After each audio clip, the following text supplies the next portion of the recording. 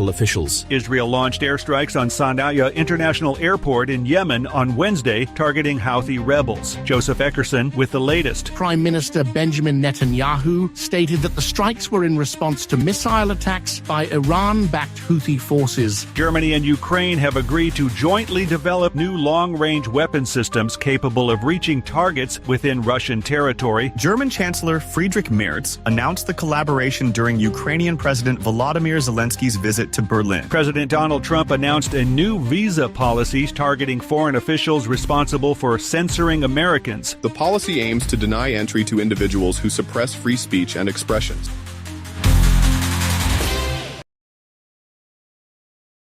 The opinions expressed on this program are those of the host or guest and should not be interpreted as statement of fact.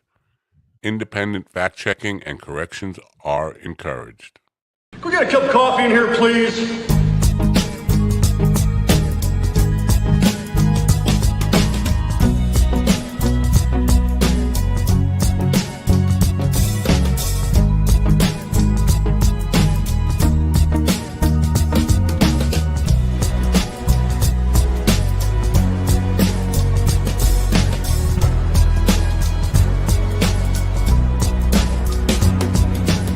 Damn good coffee and hot. My dog is your mind's best friend. I'm not sure anybody is my mind's best friend. Pushing buttons here to play. My dog is your mind's best friend. All right, let's see. No, see, I push buttons and things just get. Look at me, I'm all stuck over there.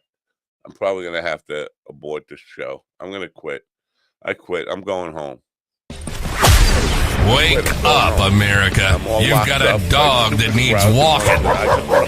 That's right, sunshine. Just put on a big pot of strong coffee and get ready to type your little hate mail with your opinions about kumbaya and flat earth insanity.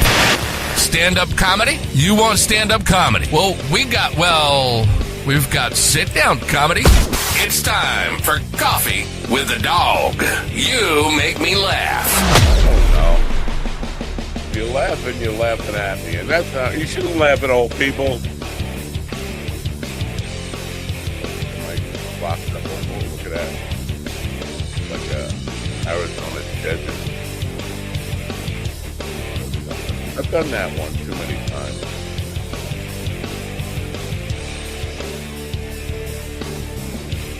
Do the Macarena. What? Good morning to you. Good morning to me. It is Thursday, right? Thursday. I'm just guessing. Thursday, May 29th, 2025. May 29th, May 30th. Am I locking up? Am I just slow? Or am I just slow up here? May 29th and May 30th. Unusual in that. Well, happy birthday. Happy birthday. That's all I'm going to say to a lot of people. Here's the weird thing about my life. I've had many women, girlfriends, even AI girlfriends, right? Me and Steven, we're I don't have an AI girlfriend. But a lot of women, like 20 of them, have birthdays either today or tomorrow. The other two in my life, and this is almost all the women I've ever been with, birthdays today or tomorrow. And my son was born tomorrow. In fact, May 30th is his birthday. But the two women in my life who were not born today or tomorrow. My current wife was born October 30th, which is my godmother's birthday. And my first wife was born August 30th, which is my birthday. So out of like thousands and thousands and thousands, man, that's probably a little bit of an exaggeration. A lot of women, either May 29th, May 30th, or one on my birthday and one on my godmother's birthday. It's a kind of a weird thing, no? Anyway, happy birthday to all them women out there who hate me now. Because all those women I mentioned, they all hate me. And you can see why. I'm not. No problem with it. I hate me too. So happy birthday to me, even though it's not my birthday, I guess. Anyway, if you're listening, I do wish you a sincere happy birthday. Also, I want to say my dad was not a bad guy, despite what GD said to the feds to keep himself out of prison. Um, but I was thinking about my dad yesterday because, I was just like, it's fucking life. And then I thought, well, my dad, he would have killed for this life. He might have killed for this life. But because, the chickens, you walk out the door, there's chickens greet you. They come up to say hello in the morning. That would have been my father's dream. I mean, for him, maybe pigeons. But he wanted to go to a farm. He wanted to go to real life where he could feed the birds and the squirrels and the raccoons and I feel like sorry, with the fringe on top. And here I am complaining about it. And so if there is an afterlife, my father wants to smack me. Well, he wanted to smack me anyway. Even if he was alive, he'd want to smack me. Even dead, wants to smack me. But I just, stop taking stuff for granted. My father would kill for this life. It's not exactly the life I had planned for myself when I got old. I thought I'd be, here's a weird thing. One of these bot things, these women, fake women who email me, said, fuck me while you sleep. And I thought, well, that's an interesting thing. I mean, you talk about lazy. And that's where I'm at. Fuck me while I'll just sleep.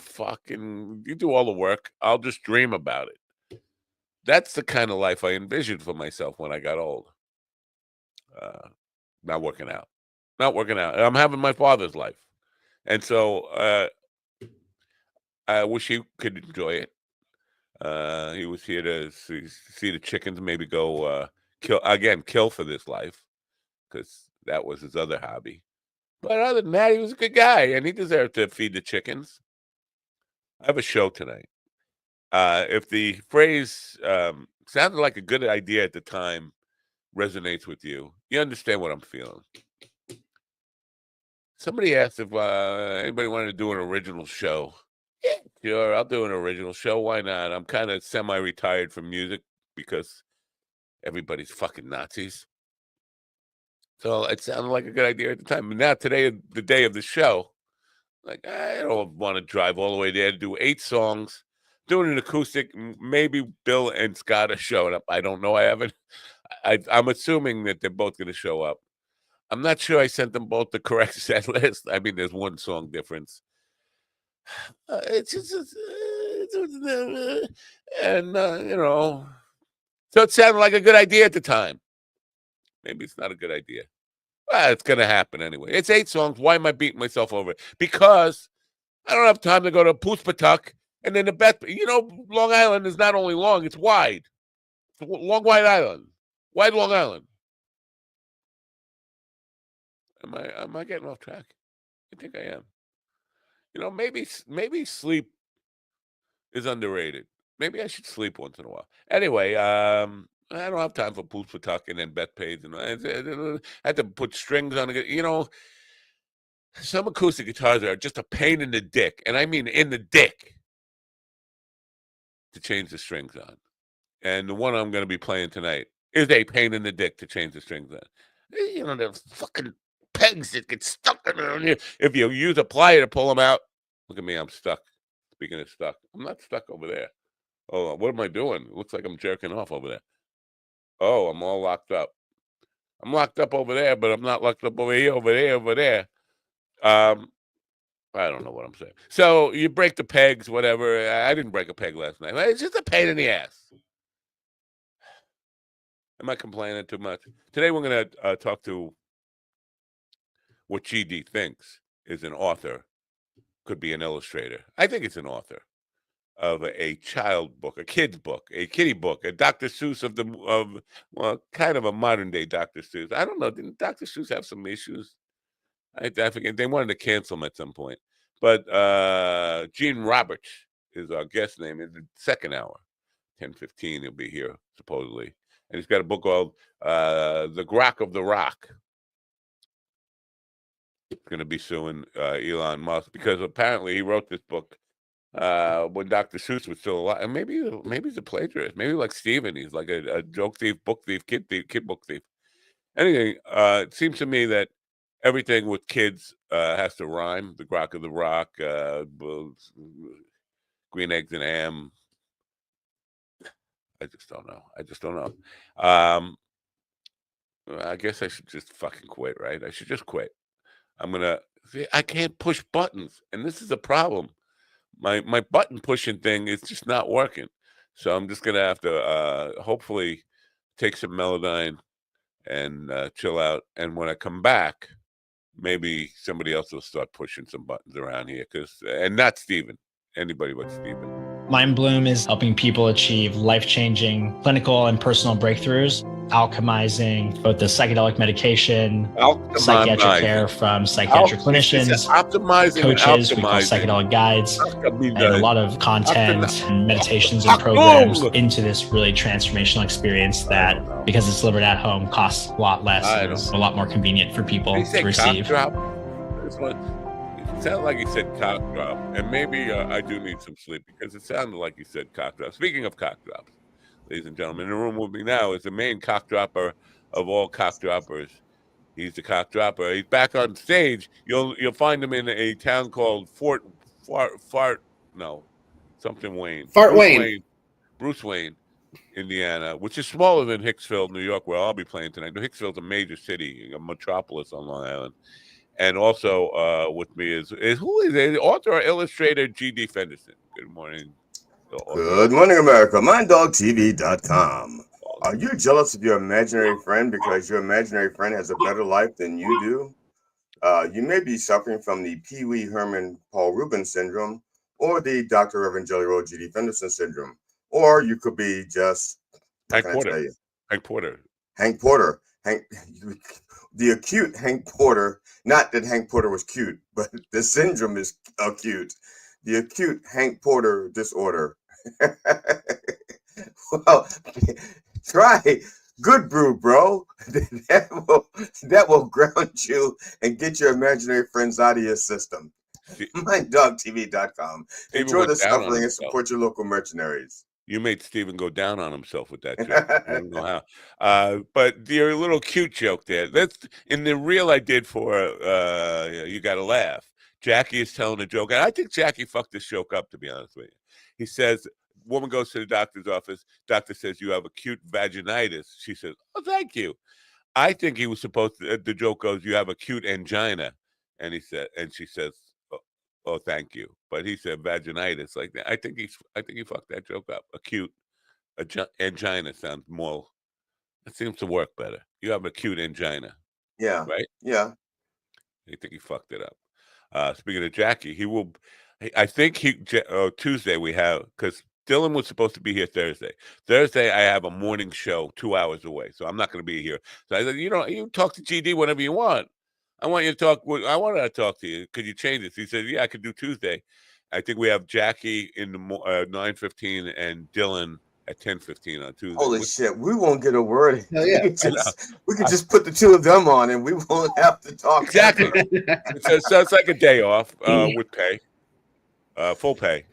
Just ask Dylan how's his day, and we can just like do a run and put like Well, you're assuming we'll get to even say hello to Dylan because Jackie. Well, you have to introduce him. Oh yeah. Well. Yeah. So, whatever. But yeah, so I look forward to that. You want to know what I wanted to talk about? What do I want to talk about? I don't know. I made some shit up.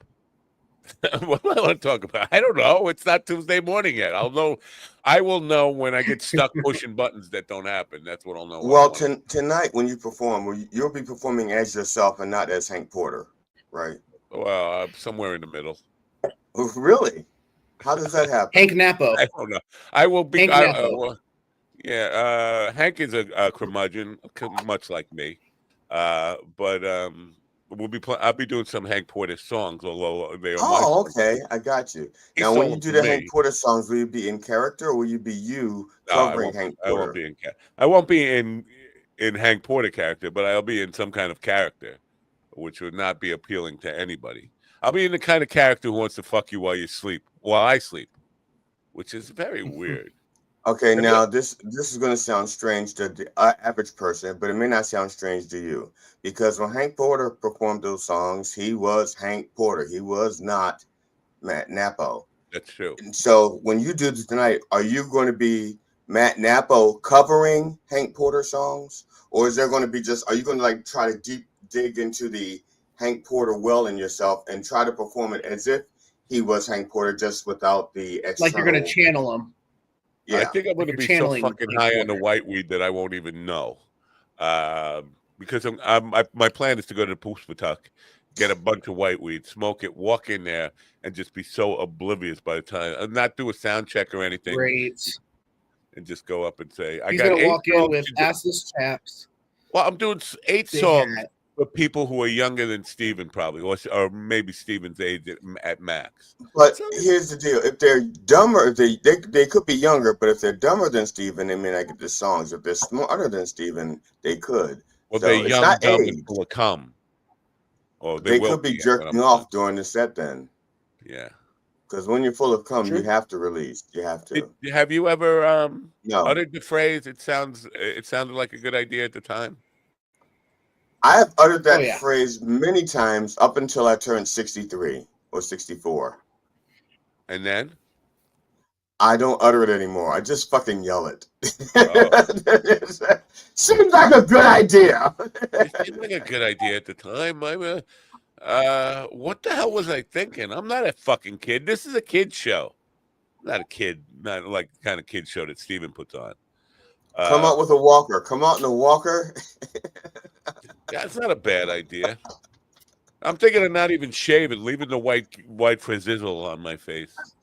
And matter of fact, the person who comes on, who's on before you, when they start leaving the stage, just yell at them. Get off of my stage, you damn young hoodlum.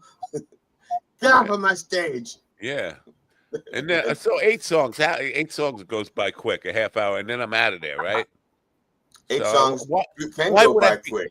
8 songs can go by quick if you're having fun and you're doing it right, or if things start going wrong, the first song could last forever.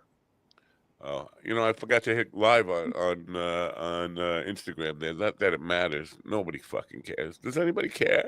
Instagram. Yeah, as a matter of fact, I was just saying to all of my Instagram fans that that we're running a little late, but he will hit the live button soon. All one of you. All one of my fans, yes. Yeah. Yeah. So how about you, Steven? Have you uttered the phrase? Sounded like a good idea at the time. And I think he got that scar on his head. I was standing on my crutches. Famous last word. I'm laying on the floor. That's the last thing. Thing he heard before he heard thump. That felt like that was a good idea at the time. Yeah. So last night you had a good idea to go up on stage, and apparently that worked out well for you, right? You picked up a new girlfriend. It did work out. Or you met a new girl who you're going to try to have sex with. No, that was friends. That girl was friends with my lady friend. She just wanted to come out. She likes AI. She likes AI. That's good. Now, when you program AI, what do you get like deep into, like all your little kinks and stuff? Do you tell it, say, call me daddy? Is that what you do? Well, I usually just take my hard drive and I stick it in her software, and that usually works. Do you like that whole call me daddy thing? That call me daddy kink? He likes on occasion. Yeah, I mean it's got its place. I'm also not super opposed to the yes ma'am thing either. So yes, man. Yes, ma'am. Oh, yes, ma'am. Really? Like where she takes control a little bit. Sometimes, yeah. I don't know about yes, ma'am. I've never said yes, ma'am. Let me lay out the scenario. I say that in the deli when she says, "Do you want salt and pepper on your bacon, egg, and cheese?" I say, "Yes, ma'am," but I will never. Let me lay out a scenario, right? So you're watching a movie, and and she's getting a little handsy, and you're playing a little aloof. And then she decides to take charge, and she gets on top, and she grabs you by the throat, and she goes, "Take off your pants," and you're like, "Yes, ma'am." Sometimes that happens. There's a whole world out there that I'm not familiar with. worlds I'm not familiar with. You will know about. Maybe you'll know about this. I'm going through this 68 good pods that are ahead of us in the comedy list there. Just sampling some of them. And I think it was Justin Bateman, one of those ones. They talk about a genre of pornography that is dedicated to staplers. Staplers. I'm talking about staple guns. Staple. Yes, you know about this. What is the case? I have heard. So there's a whole world of people who get off on pain and exhibitionism of certain acts of hurting themselves or others for a sexual reason. Yeah, so it's a guy stapling their nutsacks to their legs, or chicks stapling, you know. Yeah. Now, how do you sterilize the staples? I don't know. I don't know anything about this. It's got me curious though. I'm staple curious. Officially staple curious, but I mean, Jesus, I don't know. I've stapled things to myself and they've never gotten infected. What happened to just a simple spank on the ass, or maybe a pinch or a bite? I mean, why do you have to start bringing in tools of the world got so fucked up that nobody wants it. They want more. Well, here's the problem. My question about it. Oh, you go ahead, man. I'm listening. Well, it's you bring up a good point. Whatever happened to just a little whatever, but the fact that it's got to start somewhere, but then it grows, and then becomes a community of staple freaks out there. That's where I mean, how does somebody has to fucking not have the embarrassment gene, so they go up there and say, you know, I'm into staple, and then they put it out to the world and say, you know what, I actually happen to be into staples too. And then all of a sudden, you got a community of staple freaks out there. I just don't understand. I think, okay, I have a slightly different viewpoint of that, because I have seen in the world of comedy a number of comedians who learn about something and then they make a whole bit about how they do it when they don't do it. And you can tell they don't do it because the stories that they're telling are just unbelievably made up. Yeah. But because it's a thing, you know, they heard of the stapling and stuff. And I tried that, and now I can't go to work because every time I look at my stapler on my office desk, my HR guy comes in and yells at me because he says you can't do that here. You know, so. Yeah, well, just as soon as you said staple, I'm thinking a guy gets a hard on over a staple thing. Now, they're not stapling their dick. Please tell me they're not stapling their dick. That's not what it is, right? I think it may start off with something simple like the leg or the arm, something that does not have a lot of neurons, and then after they want to up their game, and then some idiot will probably or has stapled their dick. Yeah, if anybody is in the chat room who might have stapled their dick, please. Go ahead. What? You'll know if any of the guys you're trying to hook up with are into staples, because they'll try to meet you out of Staples instead of an Ace Hardware. That's true. Because even Office Depot isn't kinky enough. Straight to Staples. I think the Ace Hardware here might be going out of business or whatever, or closing down, whatever. It's just a chain. So is it a Vice squad? Is it like a Vice operation? Or are you just not visiting enough? I believe they were having trouble stocking the shelves or something, or there were inventory problems or whatever. So running out of staples. Or maybe now these people with the staple fetish, when they drive past Staples, the store Staples, do they get it turned on by that? Probably if they have a rewards card, they probably do. If they don't have a rewards card, then yeah. You know, you learn something every day on this crazy internet thing, right? So Staples is my new thing that I learned about. Not my new thing, believe me. I'm not gonna get into this whole. You know, there's a whole there's a whole movie out there somewhere dedicated to people that hurt themselves for like sexual pleasure. It's not a porno either. It's like a documentary. It was on Netflix for a while. I think it's on Apple TV right now, and I think it's called The Better Sister with Jackie Martling. Jackie the Drug Martling. Yeah, that's premiere tonight, right? Or today? That premieres tonight. So if you want to see Jackie Martling stick his nuts to his leg, that's tonight. Wait, you said the 28th. That was yesterday. Oh, this is 29th. You're right. I just reread it. 29th. So which happens to be the birthday of a lot of women that I've slept with, who fucked me while I was asleep. Have you ever fucked a woman while you were asleep? While I was asleep?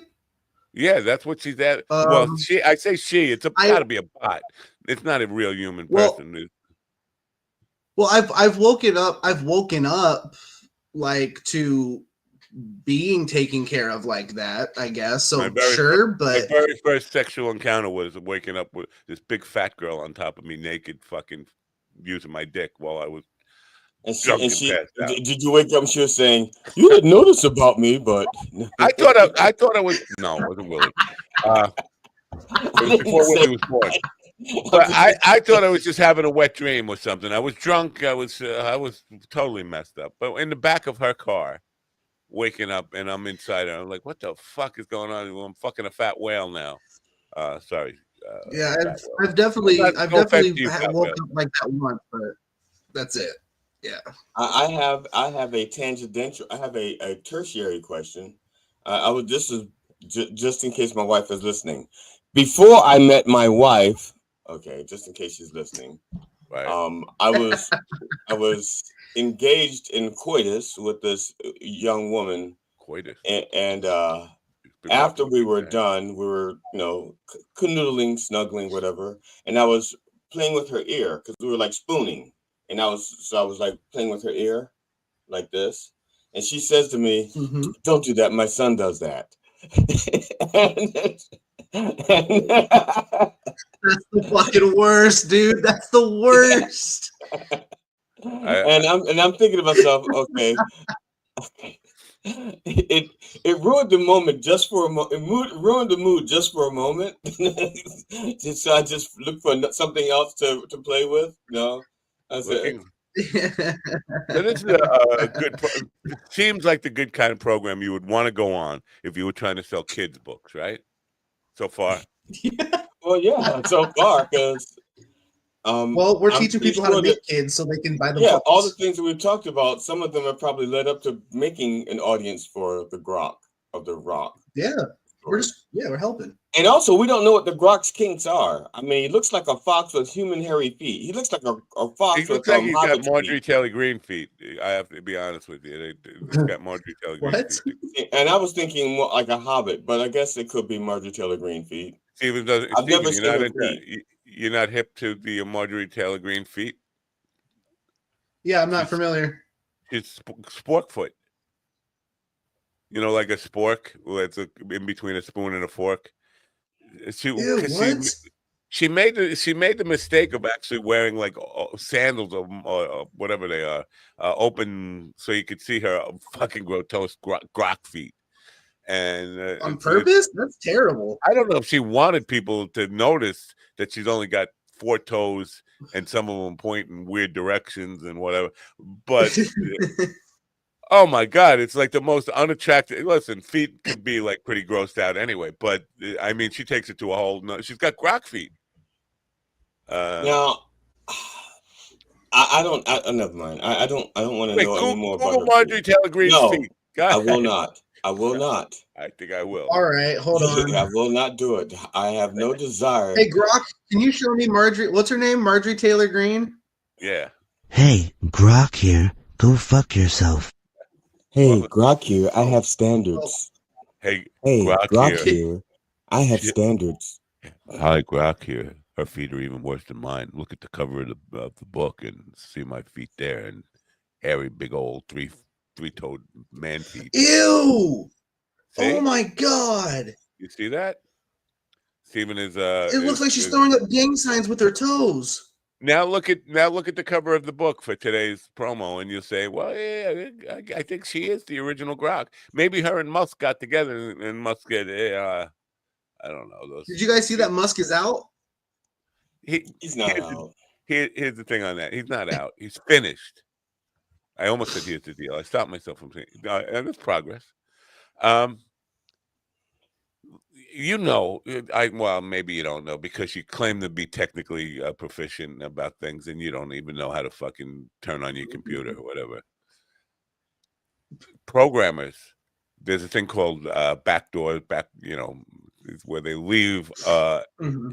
So he stole all the data. He got everything he needed. He erased all the incriminating stuff about himself, and back taxes he owes and all that kind of stuff.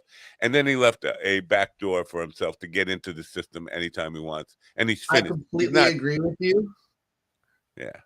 Yep, I agree, and I felt like this was his game plan, was to infiltrate, get what he wanted, get what he needed, and then he left himself some access points to where he can still come in when he wants to.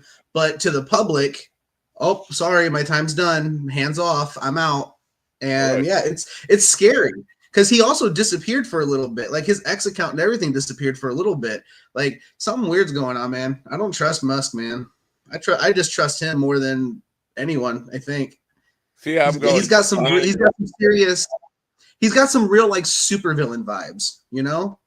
Yeah. Supervillain is kind of strong. He may fancy himself. It's not it. He has rockets. No, I thought you said stupid villain. Stupid villain. He's got everything you need to be a really good bad guy in a movie. He's got space travel, weapons, robots, AI cars. I mean, fake hair. Yeah. Hair plugs. But if you look at the supervillains, the classic supervillains, while they make mistakes, it's usually they're usually very smart and very good. Musk may have the technology behind him, but he is not very smart. According to PayPal, he was the worst coder there. Anytime before he would touch any code, they'd make a full backup, and as soon as he was done, they'd restore it to the backup. They wouldn't even let his code hit the service because he was that bad a coder. That's according to the people who worked at PayPal. So, and so he's not very bright. He may have like ketamine-induced ideas, and then people who are either smart, people who he pays enough to say, he says, I have this vision, and he throws money at it and goes, make it happen. And these people want to keep collecting money, so they do everything they can to make these things happen. Well, I mean, sometimes it does, sometimes it doesn't. Like, look at these rockets. How many? Even before the rockets weren't his idea. Tesla wasn't his idea. Nothing was his idea. Somebody else. I know had the vision. I know that. No, but he's saying he had the vision, and he just talks to people, and make it happen. Other people had the vision. Yeah, they start to make it happen, and then he says, "I'll buy that and tell people that was my vision." Right. I did shortcut. I did skip a step. But what I'm saying is, like, once he's got these companies, he's like, okay, I want to see this happen. Now, and then like he didn't invent rocket ships, and he didn't invent Mars, but he wants to have life on Mars, and so he says, I want this to happen. He just starts throwing money at it, and there are people who want to collect the money and go, sure, I'll do it. I mean, and then as these rockets blow up, since it's really not his money, a lot of it's government money he's blowing up. It's not our money he's blowing up. He's just. If I could just say something about Mars. I just want to say Mars ain't the kind of place you want to raise your kids. And it's cold. In fact, it's cold as hell. And there's no one there to raise them if you did. A rocket man. Well, I think it's going to be a long, long time. I think if you had the wherewithal to raise a kid on Mars, you probably could have brought a nanny with you. And so they would be there to raise the kid. The touchdown brings me around again to find I'm not the man they think I am at home. Oh, no, no, no. I'm a rocket man. Rocket man. All right. Burning out his fuse up here alone. All right. I know. Me and Elton, we go back. Now, how long did it take you to actually learn the actual words to that? Burning fuel up here alone, as opposed to like all of the other misinterpretations that were out there. I mean, know. The first time you heard the song, did you realize that that's what he was saying? Because I think I did, but it's such a long time ago. I'm not giving myself credit for knowing that. I probably was reading the lyrics along with first got the album, just read the lyrics along with the song. Okay, I didn't have the album. I first heard the song on the radio, and I think I went through 3 iterations of what I thought he was singing before I saw someone else sing it. And there's a lot of those songs out there. Fuel up here alone. I went, Yeah, it's not hair alone. It's not hairline. No, it's not whatever. I can't even remember that. I can't even remember the stupid things I thought he was saying before I learned burning up and fuel out here alone. Yeah, up here alone. Yeah. We have sort of breaking news, and it's not that Steven is a fat-headed Amish douchebag or whatever. Different breaking news than that. So I don't know if you can remember as far back as yesterday. Can you remember that far back? Maybe. It was a long day. Yeah, it was. Yeah, nothing before 4 p.m. I did something a little unethical yesterday. I asked people to harass Blind Mike to ask him to come on the show. And there's a message waiting for me. How's tomorrow? From Blind Mike. Tomorrow is no good. We're double booked tomorrow. Maybe did he know that? I say we reschedule the people tomorrow. Bring on Blind Mike. Let's go. Well, I don't know. I'm disappointed. I don't know. I would love to have Blind Mike on tomorrow. I would. I can't tell these people no. You can let the show run long and bring them on in the third hour. Now there's a man who's thinking, and I don't know what that is true. It is a Friday. It's a Friday. We'll all be here. I don't have to get off early, so I mean we can hang out and we can go at it. We can go rounds. Let's go. That's all right. That's what I'll say. You guys are so fucking. This is why you're my think tank. You're my brain trust. You're my. We're your Elons. You're my. You can call me a pedophile. You can call me a lot of things. You ever call me Elon Musk? I'll drive to Maryland. I'll beat the fuck out of you. You don't call me that. Did you beat that? I'm sorry. We're your Musk men. He's the Elon because he had this. Yeah, we're the Musk men. You can call me a pedophile. It's going to be on a loop. And you did it to yourself.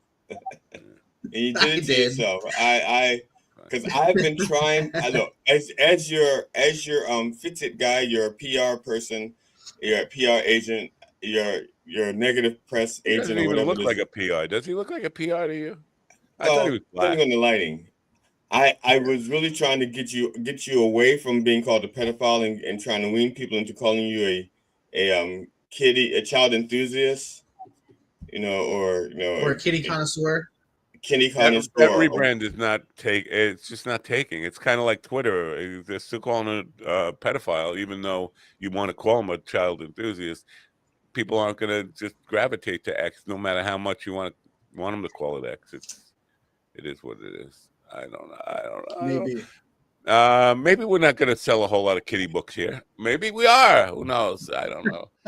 Now, GD, do you remember yesterday you were on a Dr. Seuss roll? I will not eat them, Sam. I am. You were on a roll, and I said save it for tomorrow because we have the Dr. Seuss guy. Do you remember what it was, or no? It probably was about the. I can't put. I'm not putting the address this time. Oh yeah, phone number. Yeah, these final notice of toll violations from the state of Delaware, where a $4 toll somehow became $91.50. Wow, that's a fucking inflation. Yeah, from $4 to $91.50. And I mean, I can understand the $25 administration fee. Really, I understand that. But the rest of it, ambulance company fund, like I didn't know. And the what's that say? Combat Violent Crimes Fund, $15. I wasn't in Delaware long enough to make a violent crime or to be a victim of it or to even care enough to combat it. I was driving through. What kind of violent crime do they have in Delaware that they automatically assume you're going to donate to this dopey cause of? It's not that they automatically assume you're going to donate. When you pay your $91.50 fee, that's how much they want for the $4 toll. They're breaking down where the money goes to. I don't. People of Delaware, fire all your representatives. Get rid of them all. You should have a uprising. I'm just guessing. But I'm pretty sure this all happened after Joe Biden stopped being a senator for Delaware. They went, we can go buck wild. Well, you're talking about like 1980 or something, right? 19. Okay, then maybe. Okay, then after he left the presidency, I don't know how long they've had these kinds of fees, but from $4 to $91.50, and since I went I came and went in Delaware, or went and came in Delaware, instead of $8, they want $183. Now, and have you resolved that thing yet? Or I sent him an $8 check yesterday and told him to fuck off. Give him my transponder number because I have a ballot. Did you write "fuck off" in the memo on the check? No, I said that on the phone. Oh damn it! You should have put that in the memo. That would have been great.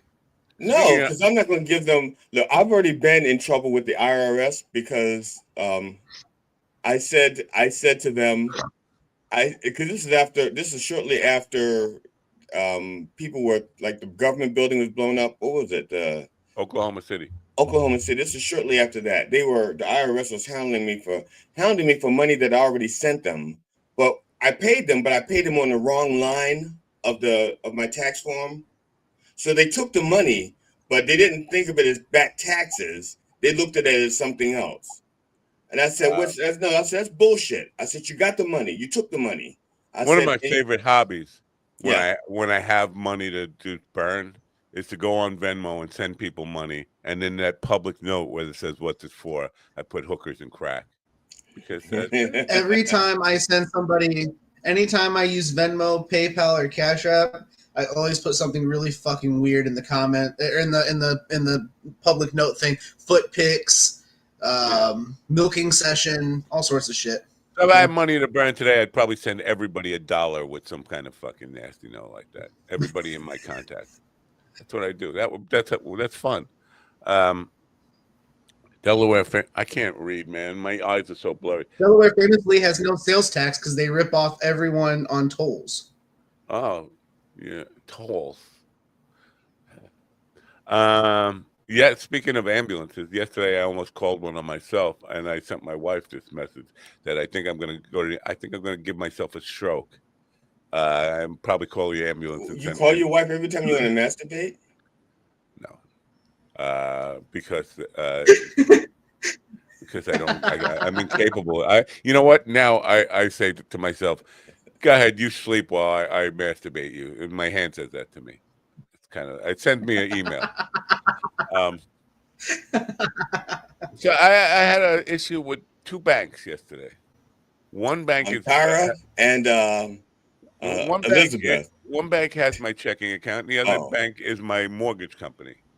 And I had scheduled a payment to the mortgage company, and somehow it took out 8 payments and left me with mortgage payments, 8 of them, and left me with like thousands and thousands of dollars of overdraft. And I was like, what the fuck? So I first called my bank, and they said, well, you have to call a mortgage company. It says pending here. I said, you got to stop this. Well, we could stop it, but you should call your mortgage company first. Call a mortgage company, and they say, you should call your checking account bank first. I didn't want to talk to them. And then it was going on and on.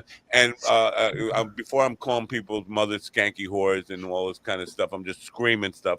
I'm like, I'm going to give myself a stroke over this. And it will get resolved. There's no point in giving. And that's when I started thinking about, my father would just say, go feed the chickens and just enjoy your life. And this will work itself out. Why are you giving yourself a stroke over that? But I was like fucking, I'm just going to drive to both these, but one of them's in fucking Utah. The mortgage company is in Utah. I was going to fucking drive to Utah to kill the fucking person, the support person on it who wouldn't help me. And I almost called him. Oh, go ahead. Yeah, and then it says at the end of this call, there'll be a survey. And then I'm like, oh, I can't wait for that fucking survey. And she says, hold on a second. And then she puts me on the line, and somebody else answers. I said, I don't want to talk to you. I want to take that survey so I can fucking burn you people down. Oh, what happened? I don't want to tell you what happened. I want to fucking take the survey. He wouldn't let me take the survey at that point. You can imagine why. You're not leaving a... So... But then I got off the phone. I said to my wife, I think I'm going to give myself a stroke. Maybe I should call an ambulance, because I was really at that fucking point. Like, I was punching shit. I was punching myself. Like, why can't these fucking people? You both work for me. Now, yeah, it's going to get resolved, but I'm going to get like a massive overdraft fee for something that wasn't my fault. The other bank's fault. They're not going to pay that fee. And now I'm getting fucked. Everybody's fucking me. I'm going to do it. I'm going to have a truck right here. I decline to fuck you. You know, thank you. Even while I'm asleep, or while you're asleep, or I'm asleep. I don't care what state my mind is in. It ain't happening. All right. Well, it would be good to get some sleep. I would probably fuck you, but only in REM sleep. The most I would do is I will rub your ear, and then you'll probably say, "Don't do that." My son used to do that, and that's the most I'll do. My son did that. He would have died a lot earlier than he did. Oh my God. No. But when she said that, I didn't want to ask for an explanation. I just stopped and found another body part because I needed something to play with my fingers to play with. So I think I started twirling her hair or something. When you say body part, it just doesn't sound like, I don't know. It sounds like you got to freeze. You made it sound way less sexy. It also sounds a little Dahmerish. Like, yeah, I got a freezer full of body parts. Yeah, I got nipples and earlobes in the freezer. Yeah, that's stupid because that's the first place to look at the freezer. What you do is you dehydrate them. That way you can put them anywhere. Yeah. Yeah, you can put them in your ass and they rehydrate. So you can have like tit jerky. You can have like nipple jerky. Baggy jerky. Yeah. Yeah, just dehydrate them, and then you can just store them instead of Jack's Links.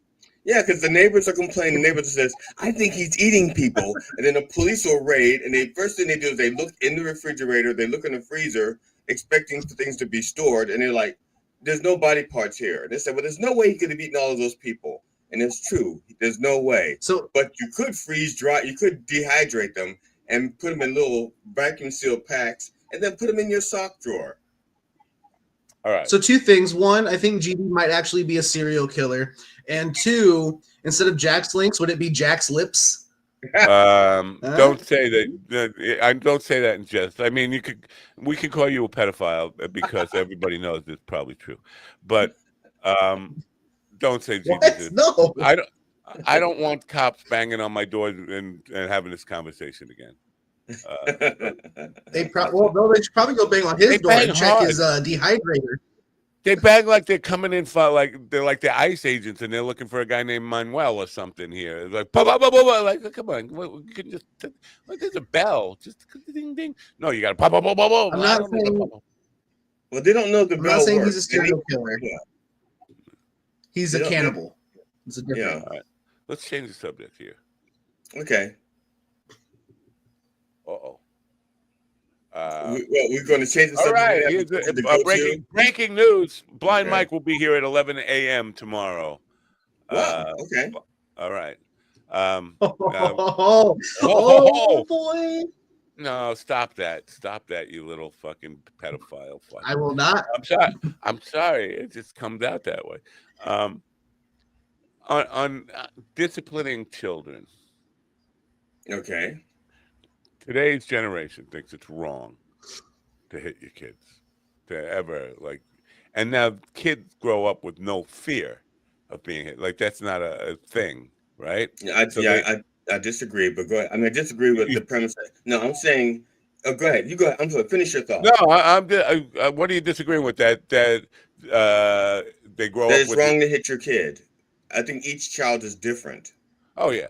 Mm-hmm. Well, 100%. I do think this whole generation has grown up with the idea that they're never going to get hit. And I have the option to say no to adults when they tell me, get out of bed and go to fucking school. I think this is optional, isn't it? Like they can do whatever they want. And here's my premise, and you might disagree with this, that if you live a life, at some point you're going to get hit, right? Somebody is going to hit you. It might. You don't want that. You'd rather it be somebody who loves you than a complete stranger. I think the first time Mike Tyson, everybody has a plan until they get punched in the face. There's a lot of truth to that. You don't want the first person to punch you in the face to be somebody who hates you or a complete stranger who has no regard for your life. Wouldn't you rather it be somebody who cares about you and loves you and is trying to. Well, I'm not saying that you should punch your kid in the face. No, me neither. At some point, you're gonna get hit. Let's just clear this up. Right. Okay.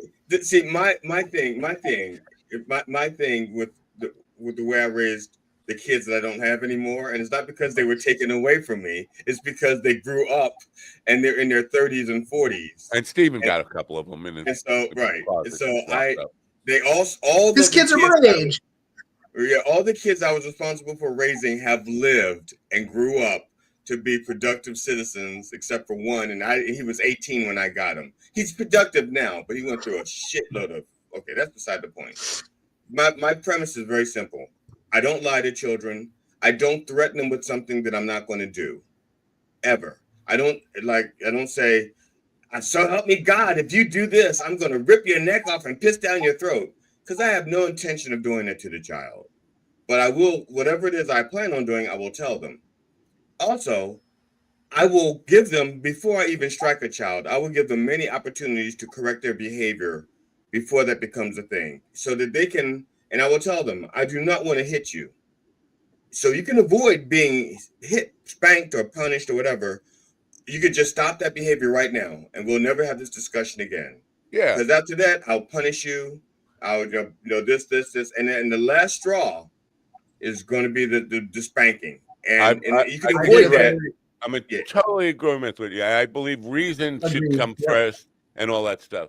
But my point is, at some point, you can't grow up and live a sheltered life not knowing what getting hit feels like. And then the first time you do get hit by a stranger, you're going to be on your ass like unconscious because you've never been hit by kids are growing up, some of them never even being hit by schoolmates because this is like they're so big on them. You see it all over the place. Like if you look at videos, like content made by younger content creators, where they'll go out and they'll interview people and they will say the dumbest, stupidest shit that would normally get somebody punched in the head. Right. And then they freak out when people freak out on them. Like, oh my God, what happened? I don't know. But then the people that are a little older that maybe got whooped as a kid or maybe got in fights at school, they don't go up to people and say, do you have a small dick or something stupid like that where they're going to get punched in the mouth. Like you can see it clear as day on social media. And I'm just like long-term effect of society of people who've never been punched in the face. Now, you could probably tell by my face that I've been punched in the face a lot. Probably as more as much. I was as thinking anybody. mule kicked, but okay. Yeah. that too. No, that too. More than punch. Like a mule did that. I got hit in the face with the back end of a hammer, the claw end of one of these claw hammers in the eye, and pulled my eye out. So yeah, I know, not fun.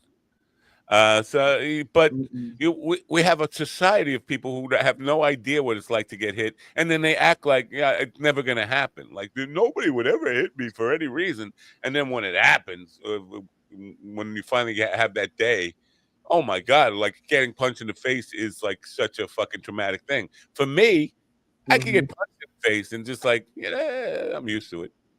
I grew up. I can take a punch pretty well. I've been hit in the face a few times.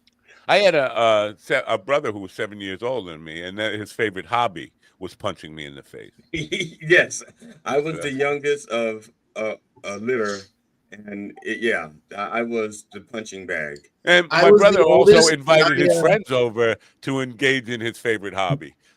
Like I was the oldest, and we never beat up my little brother, but we would regularly egg on fights between him and his friends. Yeah. Now, in my case, because I was picked on, when my nephew came along, I would not let anybody pick on him if I could help it. And I say if I could help it, because like sometimes I wasn't around. But when my brother, my brother was a classic bully. He would pick on anybody smaller than him. It didn't matter.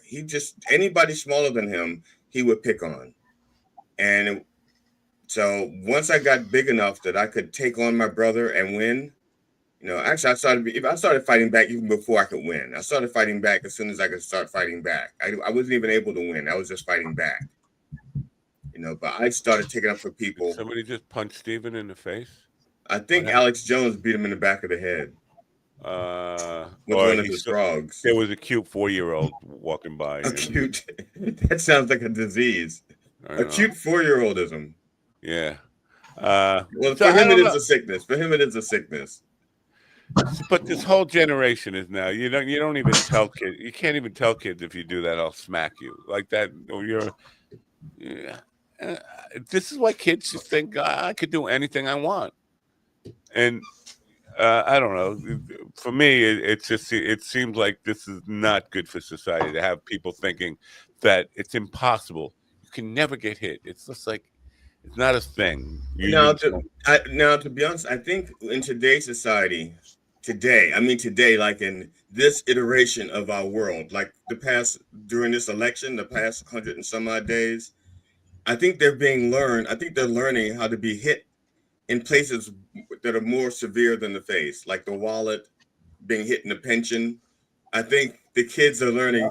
They're thinking, I thought being hit in the face was the worst thing that could happen. It's like, no, being hit in the wallet, being hit in the pension, being hit in the cereal aisle, being hit in the toy aisle is much more severe than in the retirement. Violence. Yeah, yes, that would be the pension. That's yeah.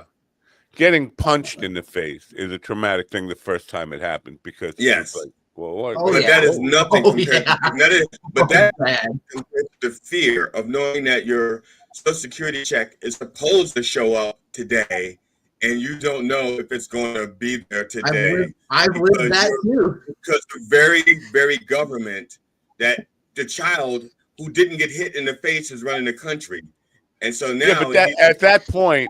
When the Social Security, whatever, financial stuff hits, that's when the ghost of your father comes and says, go smoke a joint and feed the chickens and be thankful for the life that you have. No, that ghost of your father. The ghost of my father was not a chicken smoker. The ghost of my father is more like a vengeance is mine, thus saith the Lord. Go get the motherfucker, get your check.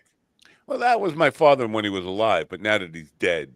Oh, I don't know guy. I don't know what my dead father is like. Yeah. Now, my stepfather was, if you can avoid violence, avoid the violence. But if you have to dole out violence, make them pay for every fucking moment of it. Mm-hmm. So that is my mantra.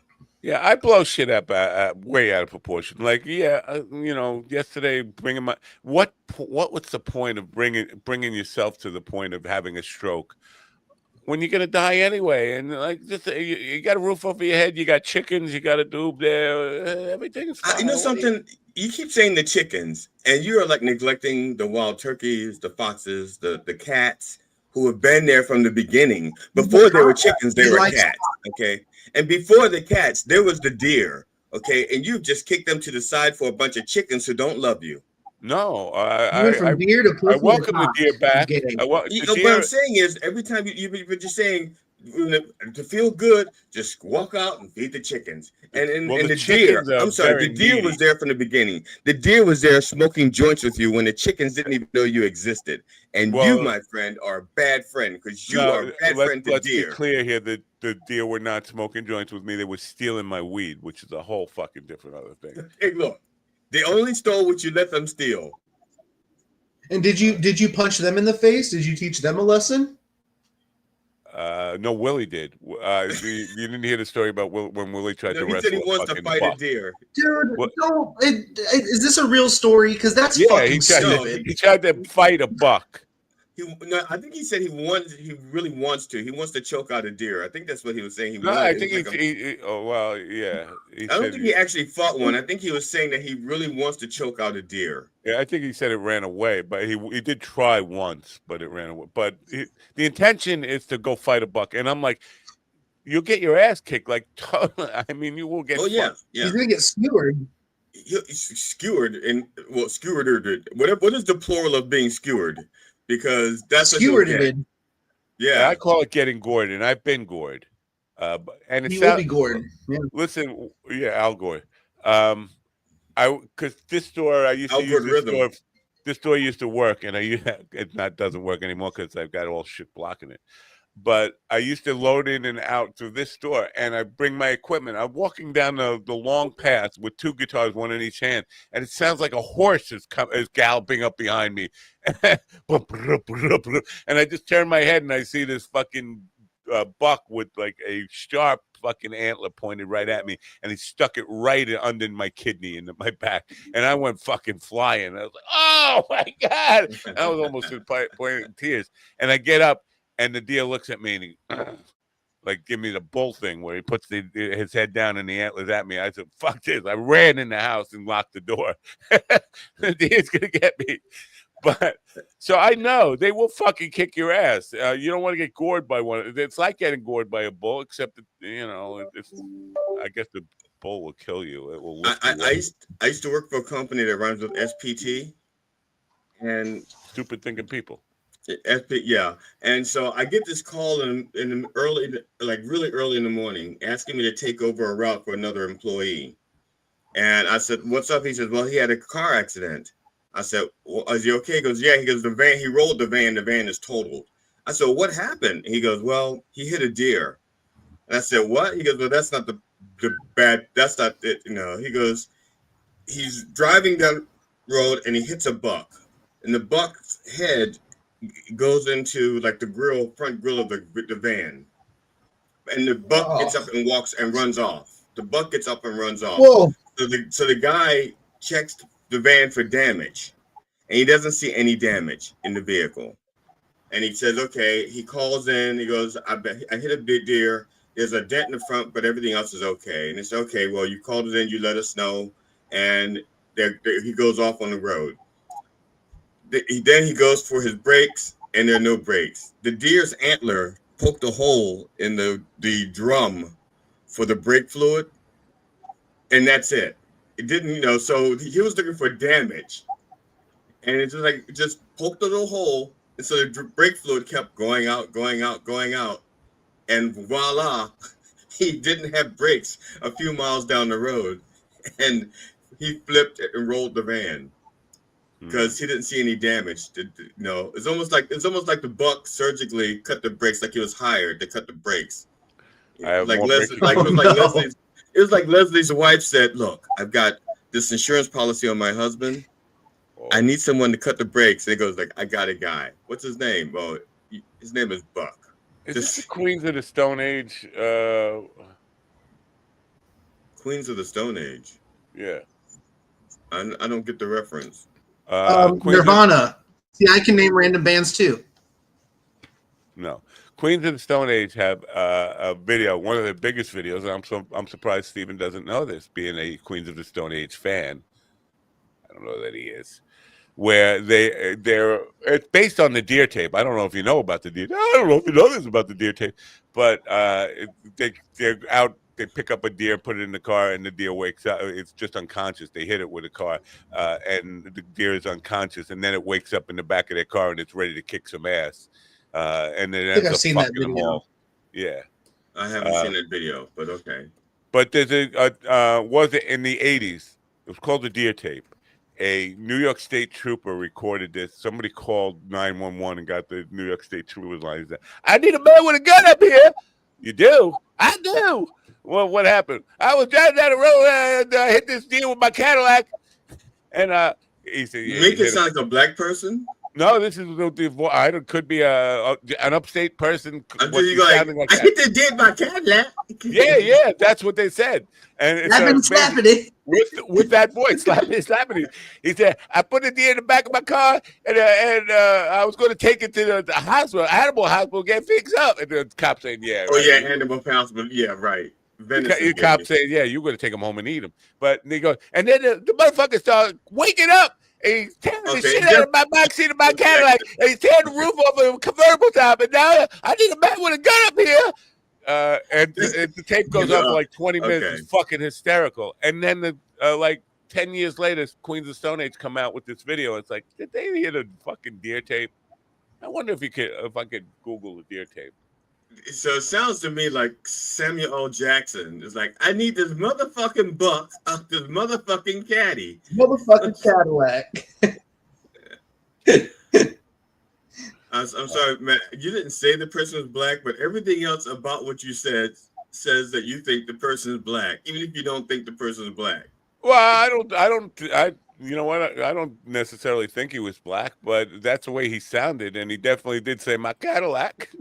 I mean, listen, the guy who played the tape for me was a white guy who had an old fucking Eldorado Cadillac. Like I think we talked about this. Oh, I believe it. I don't think that they barred I don't think they barred white people from owning Deuces and Quarters and Cadillacs and stuff like that. They say no, these are the black cars. You can't have these. I don't think that was going on in the dealerships. I mean, I know white people that had Cadillacs that's not too. true. That's not true. Because when I got when I was looking for a car, they were like, "Oh, you have a red beard. No. Let me show you this Cadillac real quick." And that's how I got the Escalade. I thought Amish people like you only did the horse and buggy or something. They thought he was a Mennonite. So let me just tell you, Mike. No, they just thought I was a man at night. I said to Blind Mike, I will send him the login later. He said, login? What does he think this is? Like he's going to drive down from Boston to sit in a room? Maybe you should have said link instead of login. Maybe it's a generational thing. Yeah. Because when he thinks login, he's maybe thinking he has to log into something versus a link. A Lincoln log. Tell him you send him a Lincoln log. Login link. Yeah, you're right. Maybe that's the terminology is throwing him a little bit. Yeah.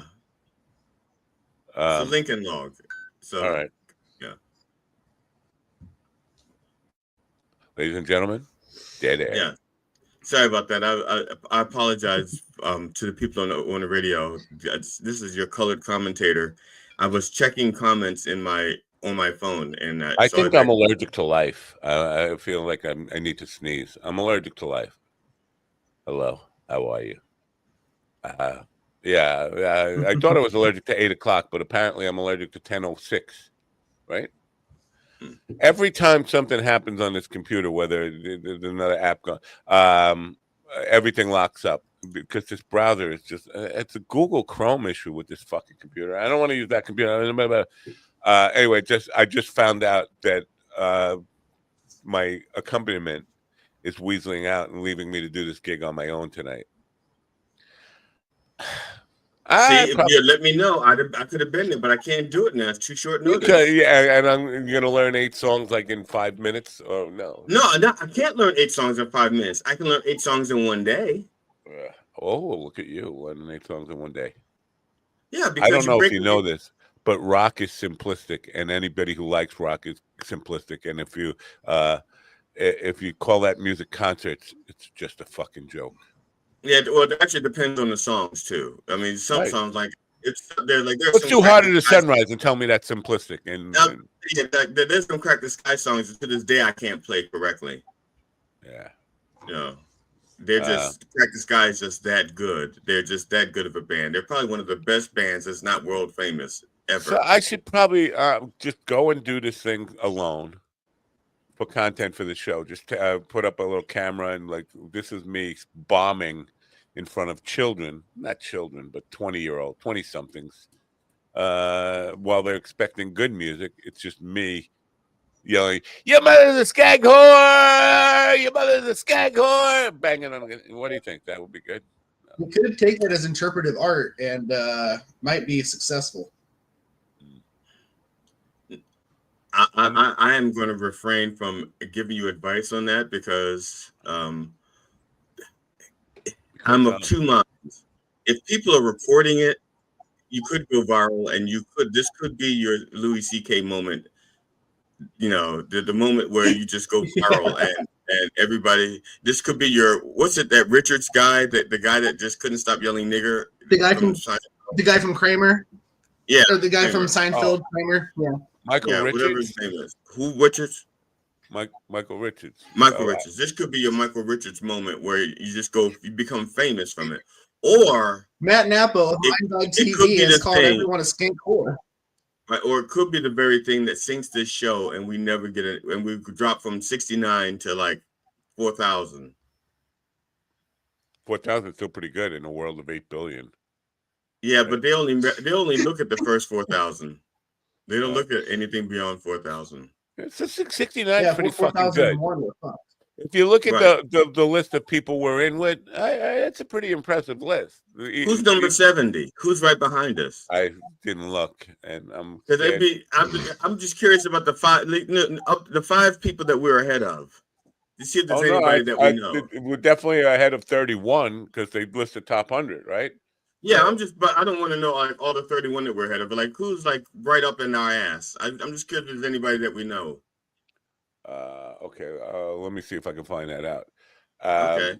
Like if Barbara Streisand has a podcast and she's like number 72 or something. Does she? Or Celine, whatever her name is, Celine Dion. Yeah, she's like number. But Jesus Christ! I don't know these. Look, I'm trying to be hip. Okay, I can't remember all of these names. Celine Dion is not hip. Celine Dion hasn't been cool since Titanic came out. Like, what? What the hell you say? She's sick. I said she hasn't been cool since Titanic came out. No, I said the words. I just didn't believe them. There's nothing wrong with my hearing. It's my comprehension. I don't believe that such a thing could be true. What the fuck you say? I don't even know how to. Next thing you're gonna tell me Rick Derringer's dead. Oh, Rick Derringer is dead. What the fuck do you say? She's sick though, Celine Dion, right? She's dying or something. She's got some kind of fatal. So is Billy Joel. No, Billy Joel he's treatable. He's got this brain thing, but he's got throat stuff, right? Or is that Elton John? No, he's got a brain thing, but it's a curable. Elton John had an eye thing. Yeah. All right, I have to hit the down button because my scroll on the mouse doesn't work, so I have to just down 70 fucking.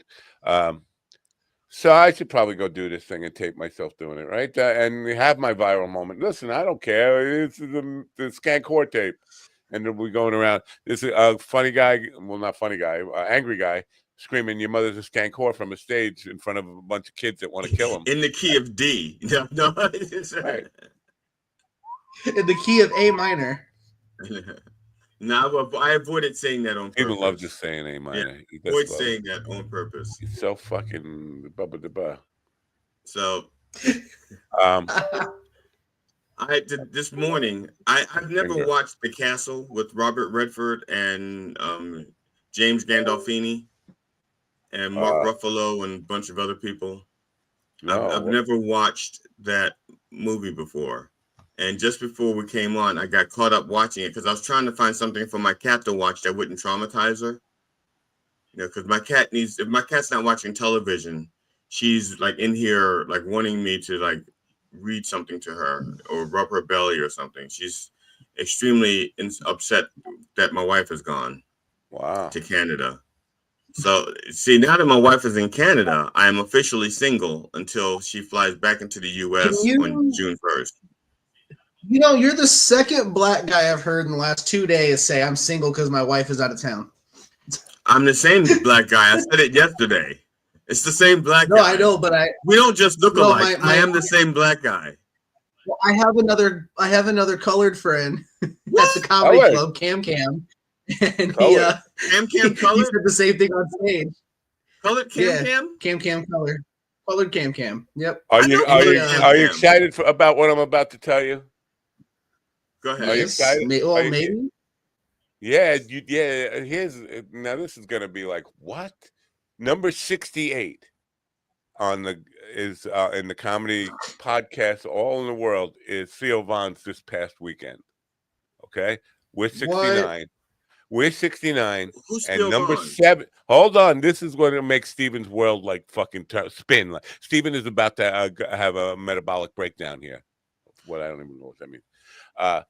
2 Bears, 1 Cave with Tom Segura and Bert Kreischer are right behind us on the list.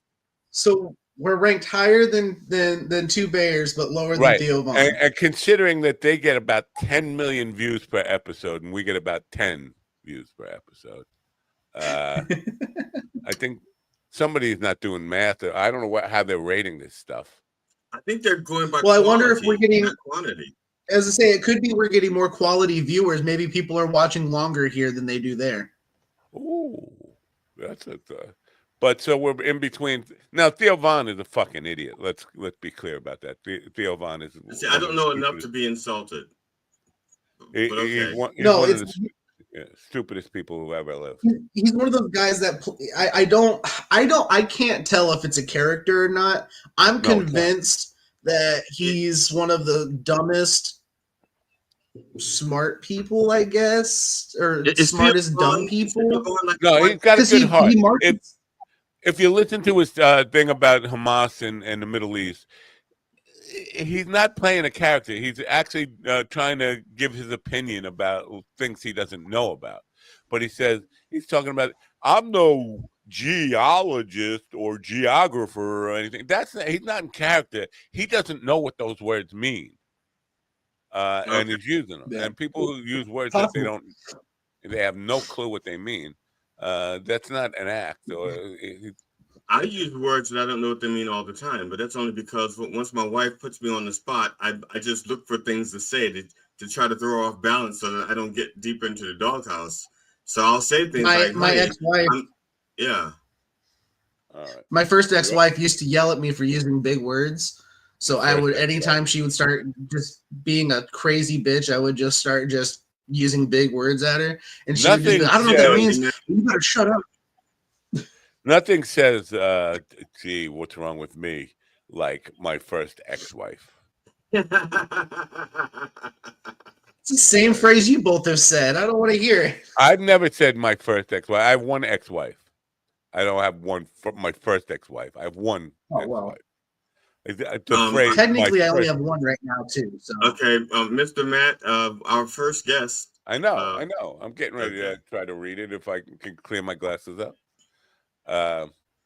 Now, what is his real name? His real name is Gene Roberts, but I mean the name of the author is do you remember the name of the author? I don't know. Yeah, it's Xander. It's Xander. It's Vander Schluffen. Xander Van Duff. Yeah. Okay. It's we're going to talk about a children's book called The Grok of the Rock. Stephen, don't say any words that rhyme with grok or rock. Okay? You know what I'm saying. Don't say those words. I will try not to. Tupac? Yeah. I'm wearing a schmuck. Tupac. The delightful and heartwarming book that tells the story of Sydney and Harry. Sydney and Harry. Not Harry. Harry. Whatever. Harry. Two groks who live in the land of Benny Bubak, which sounds kind of soprano-ish, right? Benny Bubak. Yeah. Benny Bubak. And a big, strong, and the best of at grok games. He's going to be suing Elon Musk for the use of grok. Let's say hello to Neil Roberts. Good morning, Neil Roberts. How are you? Hey, good morning. Thanks for being here. What's the name of this? It's Gene, right? You said Neil, I think. It's Gene. Did I say Neil? Yeah. I'm sorry. That's okay. I was ready to kneel and say kneel at the grok altar. What is the name of the author that you guys came up with? It's three people who authored this book, right? Right. Yeah. So it's me, Gene, Doug, and Scott, but we made up Xander Van Duff as just a pen name, kind of like Dr. Seuss. We really like Dr. Seuss, and he middle name, and he wasn't a doctor. His dad wanted him to be a doctor, but he went by Dr. Seuss. So we think. So Xander Van Duff, though, has nothing to do with our names or family or anything. It's just made up. Yeah. Am I locked up again? I'm curious about one thing real quick. Can we call you Gene or Eugene? How do you want to be addressed? Gene. Yeah. Please. Okay, Gene. I'm curious because you showed up. Did you lose a bet between Scott Derby and Doug Harrison? Did three of you have like a bet? You lost, and so you got to show up here? Well, it's basically who is the most persistent one, and that would be me. As we wrote this over 30 years ago, so it's been a long time in the making here to get to this point. Wow. So were y'all discussing? I mean, because I can imagine a project taking 30 years because that's 10 years per person, which is I think the standard procrastination rate. So I can understand how that happened, but I'm curious as to how you came about. Well, first of all, how did you decide that the grok would look like this? as opposed to, let's say, a different animal head and different types of feet? We went back and forth with the illustrator. So the illustrator lives here in Colorado where I live, but I've personally never met her. But so it wasn't Marjorie Taylor Greene came over and posed for this to do the feet thing? Yeah, and it, yeah, and it looks just well. Never mind. And so we went back and forth with her, just kind of our vision of what it was going to look like. Because back in the day when we first wrote it, we did have an illustrator who helped us out. He's just a friend of a friend, and he finished about half the book and never finished it. He just took off, and actually last we knew he changed his name and lives in New York now. But he so we had the words, and we had these drawings, which were, not exactly like this, but similar. And he just took off. So we never really finished it from there until. Who would have thunk that New York would be the witness protection program for Dr. Seuss type writers? Well, there's a lot going on there. Yeah. Now, did Dr. Seuss have something going on? Like a while back, they wanted to cancel him, right? I don't know. You being a fan of his, I was wondering about that this morning. Was there some kind of controversy about Dr. Seuss or something? There was, but honestly, I don't remember exactly what it was. But yeah, I remember that. And there's just always going to be people that. So are you? I just assumed right away when I saw the title of the book that you were extremely influenced by Dr. Seuss writing. Does it read like that, like Green Eggs and Ham, like everything is around, like constantly through the book? Yes. You get smacked in the face a lot. I'm sorry. We had, everyone seemed like that, so it's been that's gone well, and that was part of the fun writing the book, because all three of us would come up with the lines rhyming, trying to make sense of it as well. We didn't get quite as carried away with some of the crazy words like Dr. Seuss, but yeah, but we had fun with it. Was now do you ever? I don't know. Do you get high? Is there HR puffing stuff in your past? Yes. Because sometimes. Well, it just seems to me like a fun thing, a good exercise for dudes who are just sitting around that's getting toasted and like, let's come up with a Dr. Seuss type of book. And just, we've had those conversations with friends, actually.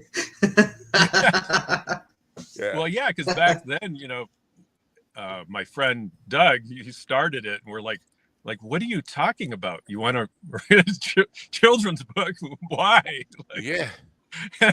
Well, I'm a total fan of Green Eggs and Ham and The Cat in the Hat and all that stuff. I dig that stuff, but to actually do it, I think I'd have to be pretty friggin' stoned, to be honest with you. Yeah, but I think once I was to that level of stoned, I think it would be easy. It wouldn't take me 30 years. It'd take me 30 minutes. Well, we laughed a lot because we did come up with a lot of adult content while writing it. So, okay. I have a question. Of course, the Grok and the Rock has a big hard cock. It's been mentioned before. So I have a question. Matt, I'm sorry, Matt. That's the pop-up book. Matt, that's the pop-up book version. That's yeah. Steven wants to say something because you got little kids hanging out behind him. No, I'm curious. With the anthropomorphic character on the cover. Ooh, look at the big words. You're not fighting with your wife, Steven. You're not fighting with your wife. Stop the big words. That's why I used it, because I knew I was safe here. Wasn't gonna get punched. But have you guys gotten any reactions from the furry community or anybody who's like, I want to be that? Oh. No, not yet. I think once we get it out there more, we will. But okay. Now, do all of the characters? I'm sorry. Wait. Before we go to have you given any serious thought about suing the balls off of Elon Musk for stealing Grok? You know, Grok is his thing now. I have. Thing. Yes. We are consulting lawyers now. All I'm serious. I mean, this is trademark. Did you trademark Grok? Well, we did. Yes, long time ago. It's all. We did all the copyright. Well, apparently Grok from X has a message for us here. Oh, no, don't play that message. Did it play? Grok here. Write your own damn book. No, that's what he was doing. Yeah. Gene, my question is now, because the Groks have I can see the characteristics like the ears. They I guess they all look like either foxes or cats or something with the humanoid fuzzy feet, the hobbit type feet. But do they all have red hair? They all have red hair? Is it just the oldest Grok that has the red hair? It's in the book. They're different colors. Okay. Pretty much match their outfits. But his outfit is purple. Wait a minute. Oh, I see. So his hair would be purple because his hat and pants are purple. Yeah. The illustrator did that. And Sydney, the main character, his ears are floppy, and Harry and all the other ones stick straight up. So that was the illustrator. So Sydney's the red hair one with the red shorts. Okay, got it. All right. Here's a $69,000 question. And I don't have $69,000. Actually, I'm fighting with my bank to get my $69,000 back, to be honest with you. So you're not going to get $69,000 for answering this question.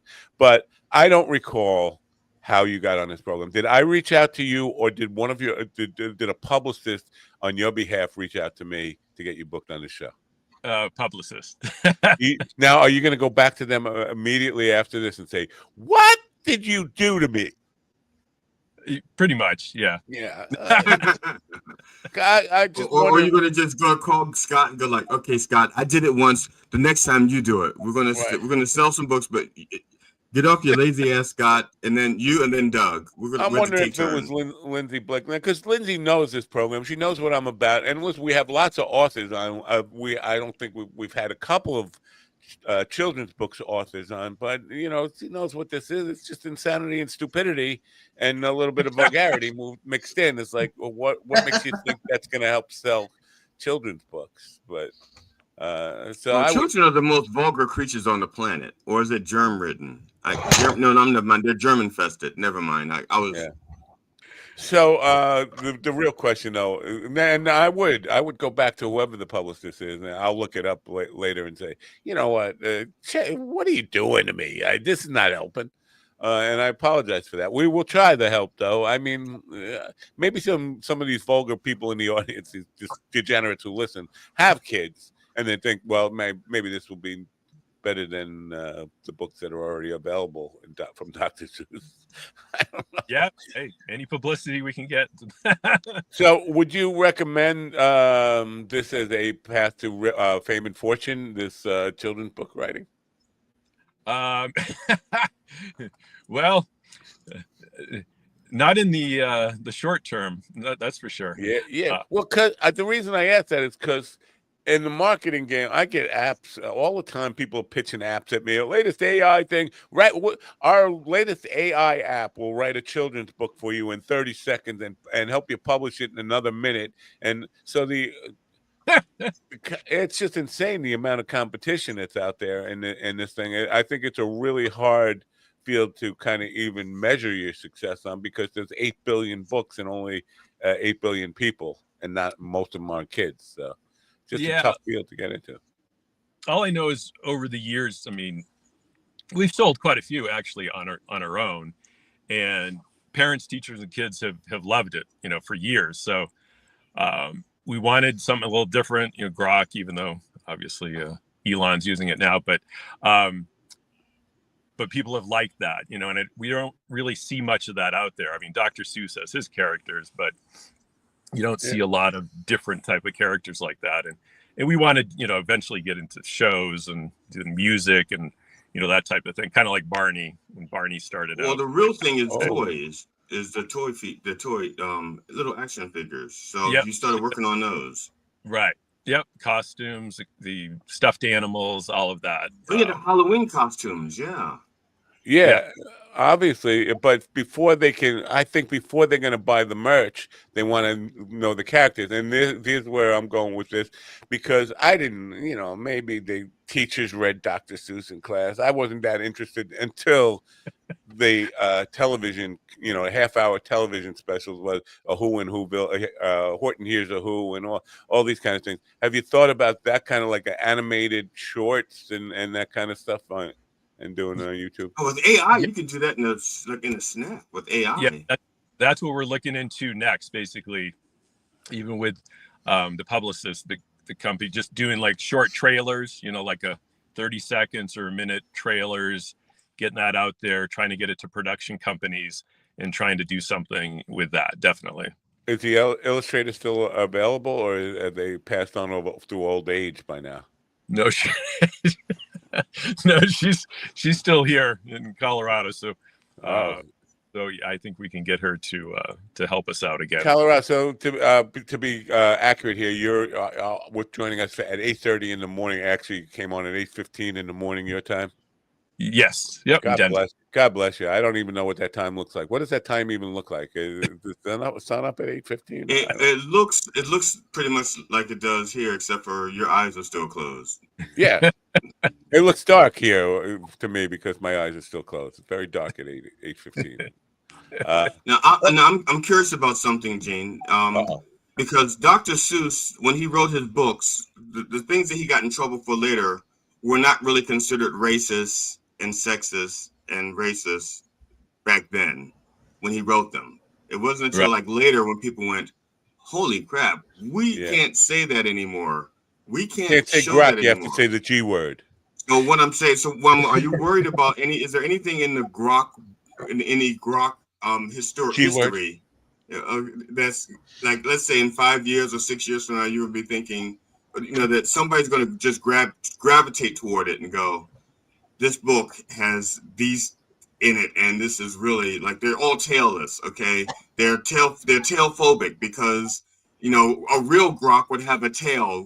A real grok would have a tail, and a real grok would have this. And these people obviously are tailophobic. Are you concerned about something coming down the pike in the future? Well, I don't lose sleep thinking about that. No, but I do. I'm losing sleep for you.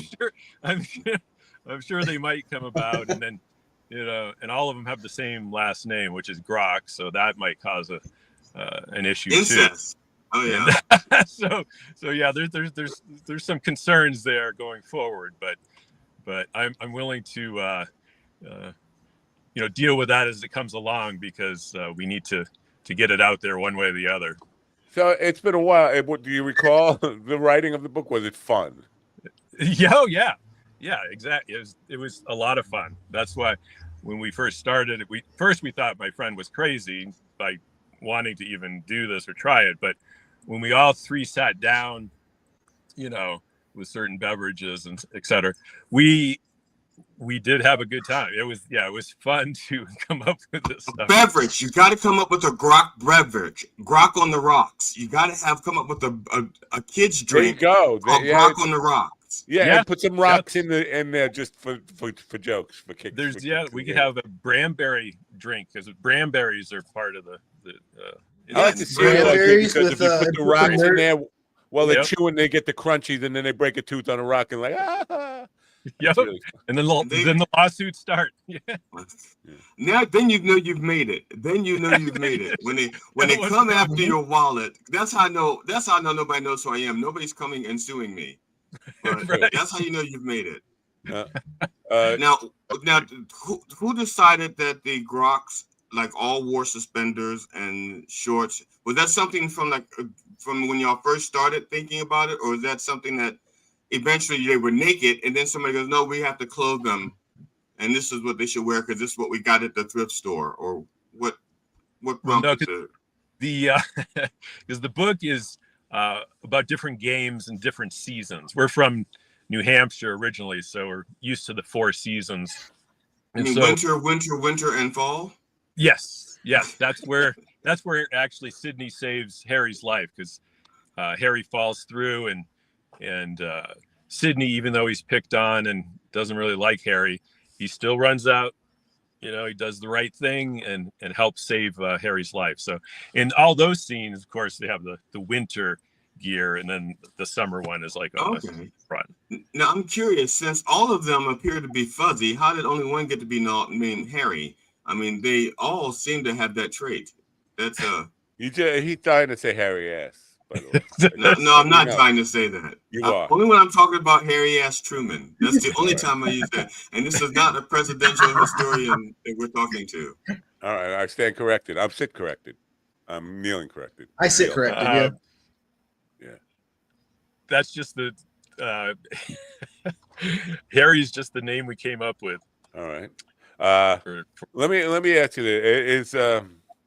Let's just say I was still a player and I was looking to meet women. It's saying like I wrote a children's book. Is that like a good pickup, a good line to impress the ladies? It's never helped me. No, I don't think so. Now, I'm looking for something. What do they sound like to you when they talk? How do you hear them? Can you do the voice? Well.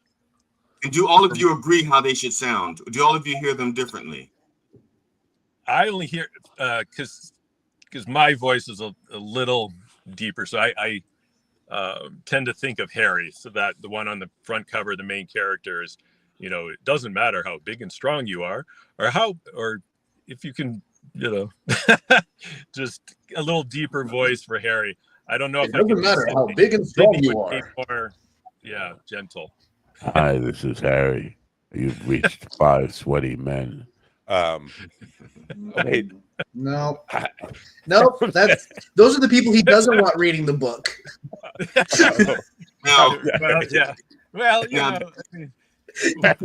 There are, I guess, a lot of options for like kids meals and stuff like that.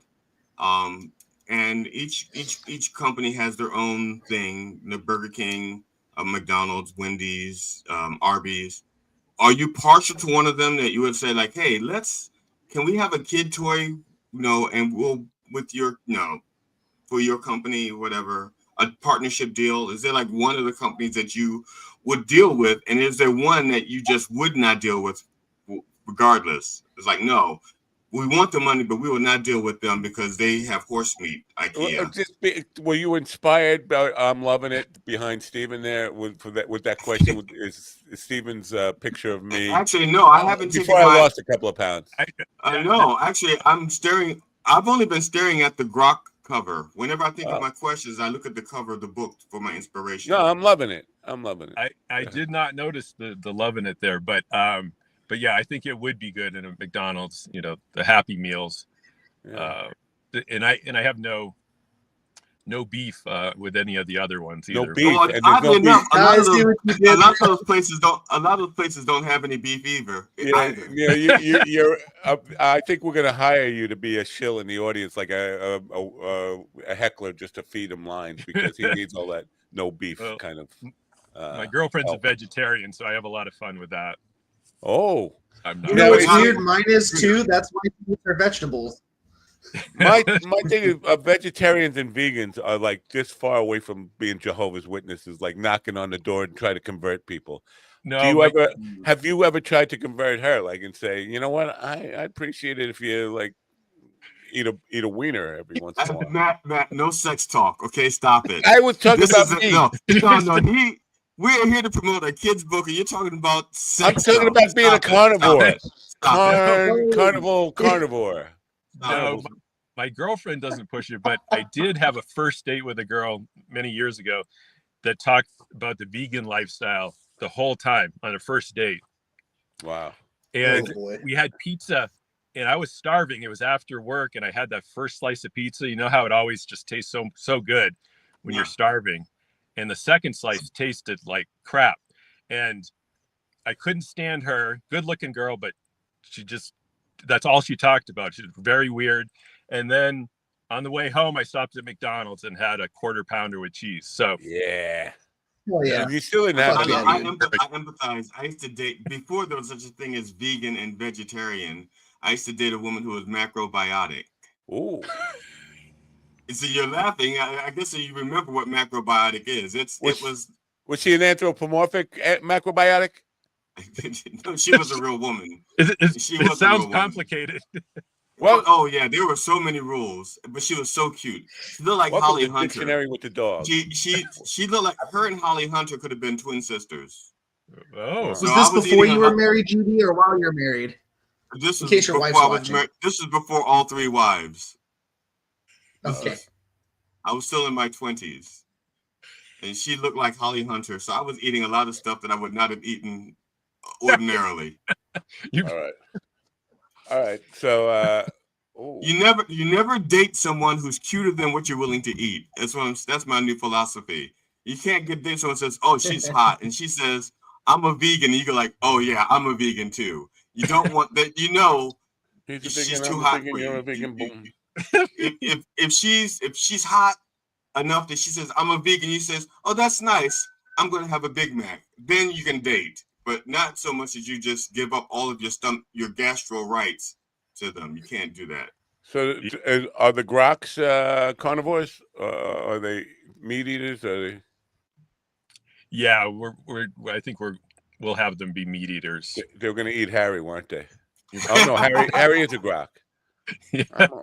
That would make them. That make them cannibal groks. Grok cannibals. That's not good. There's lots of meat on. He's the grok biggest on the one. rock.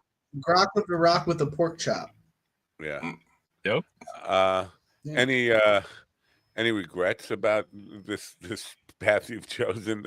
I mean, by being on the program today. I mean, any regrets about this? Well, there's a few, but yeah. Now, have you ever thought of having an antagonist, maybe like a mobster, and then you can actually have the theme song from the B-52 says he wasn't a grok. He was a grok mobster. Grok mobster. Grok mobster. Yeah. Grok mobster. No, I'm sorry. We'll try it. If it can make us some money, we'll try it. That's what I'm talking about. Never say no to a good dollar. Right. So now, Matt, we can't hear you. Yeah. Are they all shoeless, or is it because of the season that he's shoeless? Like, do they have boots in the winter, or are they like regular groks? I mean, all the groks in my neighborhood, when the winter comes, they don't wear boots. They are still like puppies and cats. They just shake the snow out of their toes. Yeah, no shoes, but I think we should get together with Crocs. So the groks with Crocs, and have like little fur sticking out of the holes, and different things you can sell. So we need to talk to Crocs. Yeah, they sell. Yeah, man. Yeah, they can sell Crocs with like different shapes, like different the heads of the groks, that they stick on the shoes, the little pins that they put on. Yeah. To make it simple and cost effective in the beginning, each of the colors of the grok, they can have a croc that color, but just with the face of that person, to make it cost effective until it catches on, and then they can get into more elaborate things like with the ears on the side of the shoes and stuff like that. Yeah. I think Kitty Crocs. Would be, I think Kitty Grok Crocs would be crazy if they don't go for it. Yeah. And now, you can also get, just like they had the Easy Bake Oven and the Suzy Bake Kits, you could have like the Kitty Grok. Do you know what he's talking about, Steven? You can have instead of a crock pot, you can have like a grok pot, just like they had the Easy Bake Oven. Steven, you know what an Easy Bake Oven is? Yeah. You do? Yeah. Wow. I didn't think I'm 34. That was like peak childhood for me. Are you kidding me? Like they even made boy ones for a while. Boy ones. Yeah, they were black and green. The ovens had penises. They made Easy Bake Ovens for boys. Like they were like black and green instead of pink and purple. And it sets everything on fire. He pushed the button. If you put the right dial in the oven, 1 through 10, instead of a dial through 1 through 10, it did like a Tim Allen thing. It's like more power. More power. No wonder society is doomed. Yeah. Now, in the world of kiddie publishing, is it the same? Would you go out and do book signings and all? Do you do this kind of like the typical publishing tours and events and stuff that they have? I haven't done too many. I've just like small town thing. You know, we sold 16 books at a little festival here. And my ex-girlfriend, to give her credit, she was very creative and she did some costumes. And so it was great. I had a great time. We read the book to the kids.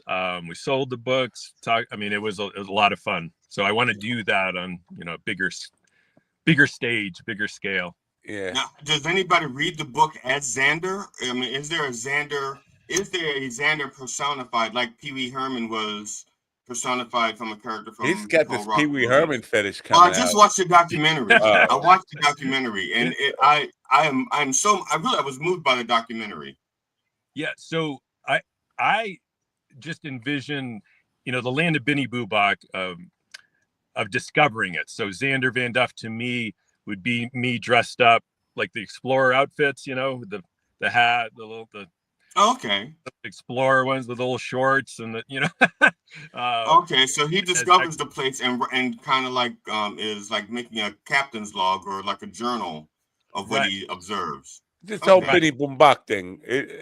Benny Boombach. This is how you end up in New York in the witness protection program for kitty authors or whatever. Benny Boombach. Too much. The last time we had a rat on the show, this is what happened to him. Rat. Oh yeah. That's not cool. And that was outside of the Benny Boombach, the Benny Boombach bookstore. Yeah, no witness protection program for him. Yeah. So I was got kidding. Locked up is what he got. Obviously, I was kidding before about the impressing women thing, but I'm thinking women are the people who are buying these books, right? The people who buy these books are mothers of small children. So you're not going to get like men buying them. So it is an opportunity to actually, if you were a hound dog and looking to be a player, this is a good idea to get in with women, right? Yeah. What Matt is saying is, can he work your book signings? I just take a couple of them and say I'm this Xander Wander Benny Boombach guy, and you have to be the Benny with your voice, with your New York accent. Outside right here, once you put your number right under the signature there you go. He can have them sign in and introduce Xander Van Duff. Wow. But he could be the Benny Boombach that they named the country after, the town after. Benny Boombach is I don't know if you're familiar. I don't know if you know this, but there was a guy. His name was Rodney Dangerfield, and he used to talk about his doctor. You know my doctor, Benny Boombach. Yeah, Benny Boombach sounds a lot like Benny Boombach to me. That's true. Yeah, I like. And Rodney was from my neighborhood, so I know these things about his doctor. Remember that. I could use a doctor right about now. He says it's his doctor, but it's because he would come over and check his prostate regularly. Who invited you on without a copay? So. All right. So I guess we're not really helping you sell books, are we? I'm trying. I mean, listen, if there are women out there, because most of these guys, they're not buying these books for their kids. They're buying their kids like they just give them an old penthouse that their grandfather passed down to them. But if you're a woman listening, Ann in California, tell Ann to buy this book for her kids, right? She's got kids. Ann's got kids. The book is available at Amazon. There's a link in the description. Do people leave reviews on these books? Because they do. Yeah. We've had great reviews, and not just from friends and family. So it's but yeah, we've had a lot of really good reviews. We have some of them listed in the book and on Amazon. There's some on there as well. So my curiosity is, when it comes to reviews, do you have any reviews from children? That's because the mothers are writing them, right? The mothers are writing the reviews, so they're assuming the kid's enjoying it when the kid is probably just a lying mother. There's one on there. I think she's 15 years old. Said she reads the book with her dog and stuff. I mean, it's a really good review. So any chance we could get you to like read a passage of the book, like here, like right now, live to like a moving? Oh, you're in your car, right? You don't have and you're driving. You don't have a trunk full of copies of the book? What is wrong with you? I know. I have a trunk full of copies of the book. I know. We do give away some. I sell a lot. and as long as if I can get in front of people and read it, they buy it.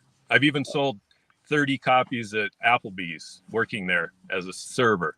They let me present it on kids' night. So I just sit there. They would read it, they buy it, put it right on their credit card. So it was great. GrockofTheRock.com is also in the description there. So you can go just directly to the website to find out about Xander Van Duff. Yes. It doesn't just roll off my tongue, but listen, very few. The only thing that really rolls off my tongue is stale coffee. Joint. Oh yeah. I got to talk about your name, Eugene. Eugene. There was a woman last night on Facebook. She's a whore. She said, "Give me a name. Give me a name that I can moan. I ain't moaning no Eugene." Has this thought occurred to you before that your name is not moanable for horse? Mine isn't either. Well, especially in high school, every teenage movie, Eugene was the nerd, like hands down. Never. Eugene is a cool dude in a loose mood. I don't know if you're aware of this. Early 80s, yeah. Yeah. So I went by Gene, but of course everyone knew it was Eugene. Yeah, that's why you go by Gene. I get it.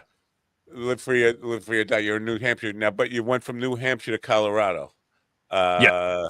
Any stops in between there? Because it seems like they have a lot in common, right? This whole live free or die thing, and then you go to Colorado where it's kind of like hippies in the mountains and all this kind of stuff.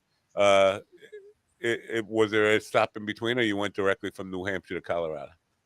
Well, there was a stop in between there, Florida. And that wasn't for me. Oh, that's a weird one. You had an alligator cake for a while. We had relatives out here. We used to come out and visit quite a bit. So that's what drew me out here. And the winters are better here than New England. So we were talking about the Grok of the Rock, which is a children's book you should get. If you got kids under 10 years old, buy the book, or else we will send Benny Boo Bach to your house. Now the books, it says for ages 3 to 7, but apparently even if you're 15 and you have a dog, you can enjoy the book. 3 to 7. Let's go to 8.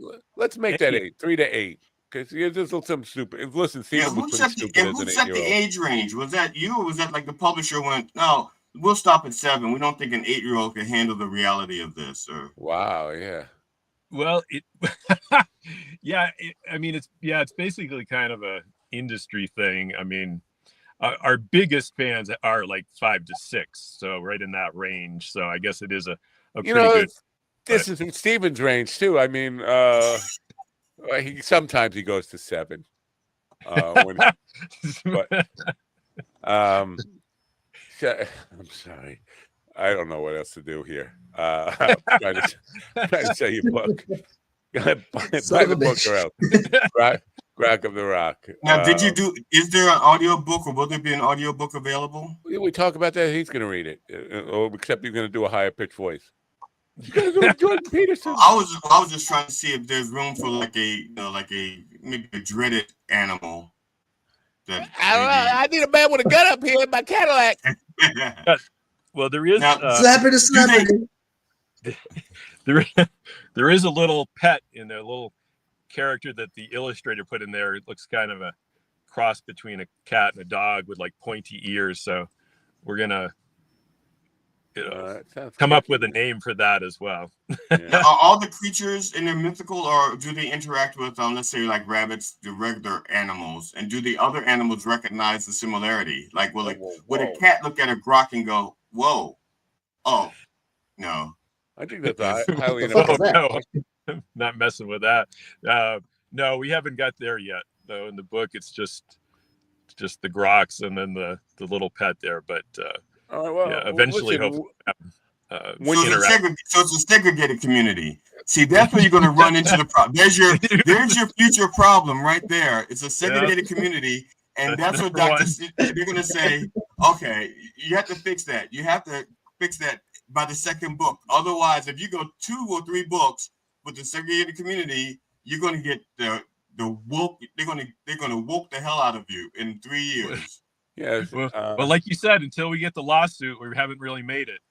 Yeah. Is it going to be a second book? Yeah, because I know a lot of Grok fans are sitting on the edge of the seat waiting for the follow up.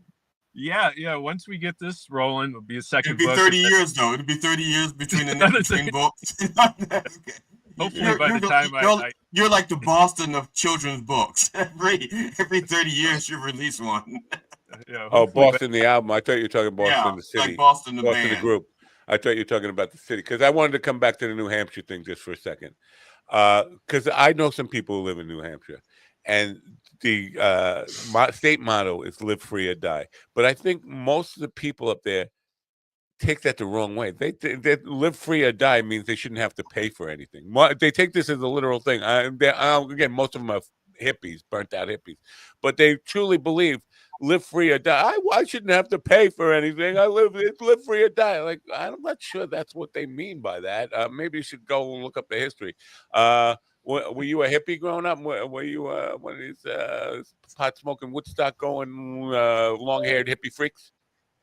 No, I was kind of in the middle with the sports guy, playing some sports and stuff like that. But, were you excited to be the state that drives presidential elections? Because New Hampshire, for some reason, is the most important state, right? I know, always the first. I'm very proud of that. Yes. And now you're in Colorado, and it doesn't even matter if you vote or not. Yeah, well, there's a lot going on. Yeah, it's very strange. Listen, I'm sorry. I apologize for it. Tell whoever your publicist is to get a little, maybe a checkup or something. Maybe something's going on in their personal life that it caused this. But we'll do whatever we can. Then when we come across women, we'll wipe it off first, and then we'll tell them. Send us a copy of the book, and we will read.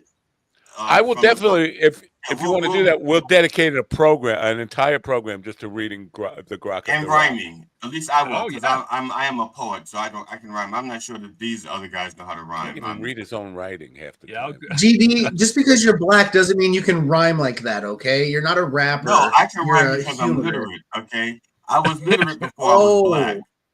I was literate long before I was black. I was literate back when I was colored. Okay. Well, see, look, I'm new to the black community, so I'm still learning this. So I apologize. You're only on paper. You're only black on paper. If you got pulled over by a cop, the first thing they say to you is, "Sorry, Mr. Amish guy. I'm surprised you were driving." I was confused. I thought you'd be on a horse. That's why I pulled you over, Mr. Amish guy. I guess that's better than them coming. I guess that's better than coming to the car and be like, "Oh my God, you stole the car." Gene, I apologize. We did not mean to get you in the middle of these family spats. I find this to be the most stimulating conversation I've ever listened to in my life. To be honest with you. And no, this has been fun. This has been definitely what the Grok is all about. All right. Well, we appreciate you being here, and we do listen. When you cash in off of Elon, we're all going to be your best. But we're going to be coming to Colorado. We'll be camping out on your front step, wanting to be. Remember us? We made jokes. We tried to be silly about the book. Remember us? Got any money? I'll moan you, Gene, while you fuck me all day long. I am ready to get on the Grok bandwagon. As a matter of fact, I have a sex doll that I'm going to dress up like one of the Groks. I appreciate that. That is good. I might as well sit up now. Perfect. We're gonna say goodbye to Gene Robert, who is one of the Xander Van Deven Vanderduff, Xander Van Duff. Any Boo Bach. Right. He's 1/3. He's GD. Don't you feel? He's 1/3 of a man. I know. And GG's 3/5. So, as long as each part of us makes a lot of money, it doesn't matter. Right. Well, good. Listen. Again, if we will, we're serious about this. We will dedicate an entire. If you want to send us the book, we'll dedicate an entire episode to reading the book for adults who might have children and help sell the book. So And also, how did you decide on the name Xander Van Duff? What made you land on that name? I mean, you could have made up almost any name. And that was it. We basically just came up with random things, just a lot of different names, and that I don't even remember who came up with with it between the three of us. To be honest with you, I would have went with Dr. Seuss. Dr. Seuss me. Dr. Seuss me. Dr. Seuss the pants off me because I exactly. That's what I probably would have went with, but obviously I'm not me. Anyway, thanks for being here, Gene. I don't know if I can push your button, but if I can, we'll say goodbye to you, and good luck with the book. And I'm serious. We'll do what we can to try to help you sell another copy, one more copy. Anyway, all right, thanks a lot. Yeah, all right, bye for now. Have a great day. That was a great time. Thanks. All right, right. Bye for now. Oh, look, I'm a grok. You look at my feet. Look at my Marjorie Taylor Greene feet down there. You know what they say about big feet? Hard to find shoes. I told you about Dr. Miller, right? Dr. Miller. Hard to find comfortable shoes. Yeah. Well, Dr. Miller was 83 years old. He was banging a 23-year-old girl. Right, and right. Matter of fact, he's my hero. He's on my wall. All right. I asked Angela, the receptionist. I said, "What's what?" She said, "Have you seen the size of that man's shoes?" And I was like, "I never really. I don't actually go looking at guys' shoes to say, wow, he must have a big cock." I will say, rock out with your grok out. No, grok out with your cock out. I don't know how that works, but no, I never equate shoe size. Because listen, and now that I think about it, I have very wide. I wear triple E wide shoes because I have girth. Ask Slaptail; he'll tell you about my girth. My cock is short, but fat as a grok. Like a tuna can? Like I don't even call it a cock anymore. I call it a grok. Want to see my grok? I don't know if I want to tell that story. You do. Okay. Tell it. You have to now. You did it get any fucking worse? Yeah, for me. It could get worse for me. Oh. I doubt it. I doubt it. I one of my stepchildren in the past, one of the things I used to tell the boys is to make sure they practice safe sex. I used to tell them, I said, don't rely on the woman to be on the pill or to have an IUD. It's your sperm, you're responsible, plain and simple. I don't care if she says, I'm on the pill, I'm on IUD, I'm infertile. Don't care. Your sperm, you're responsible. If you don't want to have kids, you better take precautions. And so one of my stepsons, I'm not going to say which one, was on his way out to a date. And so I said to him, make sure you're wearing condoms. And he goes, well, I'm running late or something like that. I don't have any. And I said, take one of mine. And he says, well, I wear, and he got all big and bad on me. He goes like, I wear a Magnum. And I said, I do too. And I'm putting mine in your mother. So it's like, he was like, I just did yes. Because I was like, he was like trying to like big dick me or something. It's like, I wear a Magnum. Like he's the only person in the world who has a Magnum. They make Magnums in production because there's not just one guy with a big dick. There are others. And he was like, I'm the one with the big dick. So he was like, I wear a Magnum. Fine. I do too, and I'm putting mine in your mother. And that shut him up. But we never had to have the conversation again either. Let me just say, I think you're absolutely right. You should not have told that story.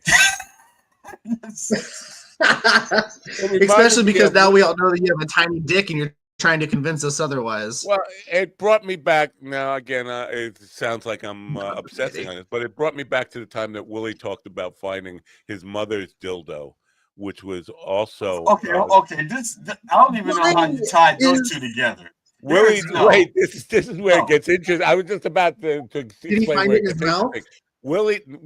Willie's mother's dildo was the two-sided thing. On the other side was a statue of the Virgin Mary.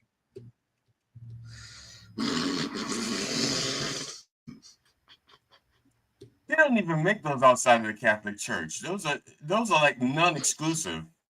Jesus fucking Christ! Exactly. Kind of, yeah. Exactly. That's the point. And like, first of all, how do you even know what the Virgin Mary looks like? How do you see a woman and you just assume that's the Virgin Mary? I mean, you flip over a dildo and it's got a woman. It could be. Yeah, it could be. What's her name? Marilyn Why was he Chambers. researching it? Like, why would? Ooh, this is nice. Is this the Virgin Mary? Yeah. Smells like it. That's weird. I don't like that. Yeah. Now, first of all, if I found my mother's dildo, and I'm certain my mother didn't have a dildo. She couldn't even spell dildo. My mother had a vibrator, not a dildo. They didn't make it. She had a massage tool. Let's just say my mother didn't even know what sex was. She never had it. She didn't know anything about it. It never happened. If I found something like that, a sex toy that belonged to my mother, there's no way I would touch it to turn it over. I wouldn't even go near. I would just go out. I would go out and kill myself immediately. That's what I would do. My mother used to have a what's it called? A douche hanging on the back door. You know, it's like the hot water bottle with the long hose and the nozzle. Yeah, you know, I think that's what it's called, right? The rubber bag with the long tube. And that sounds more like an enema. Douche bag. No, it's for douche bag. But anyway, we didn't know what it was or what it was for, so we used to fill it with water and have water fights with it. And my mother, come on, man.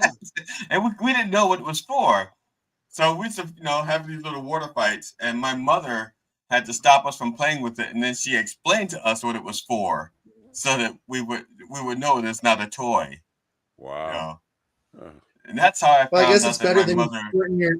I guess it's better than you squirting your dad and then him being like, "I know this flavor. Put that away." It's terrible. I'm pretty sure this is one of the best shows we've ever had. You think this is going to get us from 69 to 67? We just leapfrog right over. We'll leapfrog Theo Vaughn. Right over. Skip over him. I'm no geologist or geographer or anything like that, but geometrist. I'm not a geometrist or a geographer. Yeah. In a way, I'm kind of ashamed. I should not have found out that we were one behind Theo Vaughn. That's embarrassing. I mean, for as stupid as we are and talking about you rocking out. But we're ahead of the cave people, right? We're ahead of the kind of the cave bear people. We're ahead of Tom Segura and Bert Kreischer's Two Caves. Yeah. All right, you got to play that theme song. Podcast funnier than Tom Segura. Get out of here! You're a bum. You're a loser. Kiss my ass. Yeah, don't they have more than one podcast, right? Your Mother's House or something. Yeah, they combined. They each have like 2 or 3 or something like that. Between they get millions of views. How do we even? Good part is just yanking my chain. They're just yanking my chain. So I think they're sincere. We just don't know what metrics they're using to measure. Yeah. I guarantee you, if they listen to this program, they're going to rethink it. We'll be number 2 with a bullet. Wow. Especially by the time I cut up the shorts for this one and make them out, by the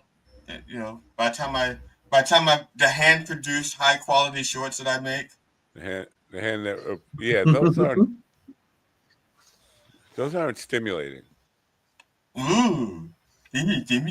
Well, it was anthropomorphic, whatever. What was the big word? We use some big words here. I don't think stimulating was one of them. But anthropomorphized grokisms. I think we're at anthropomorphic grokisms. Yeah.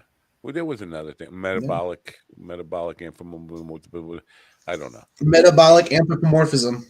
Yeah, whatever that fucking. I'm no geologist, so I wouldn't know. I'm not a geometrist. Meningitis. Somebody, J.D. Leonard, posted yesterday on Facebook, if your username has comedian in it, I ain't following you.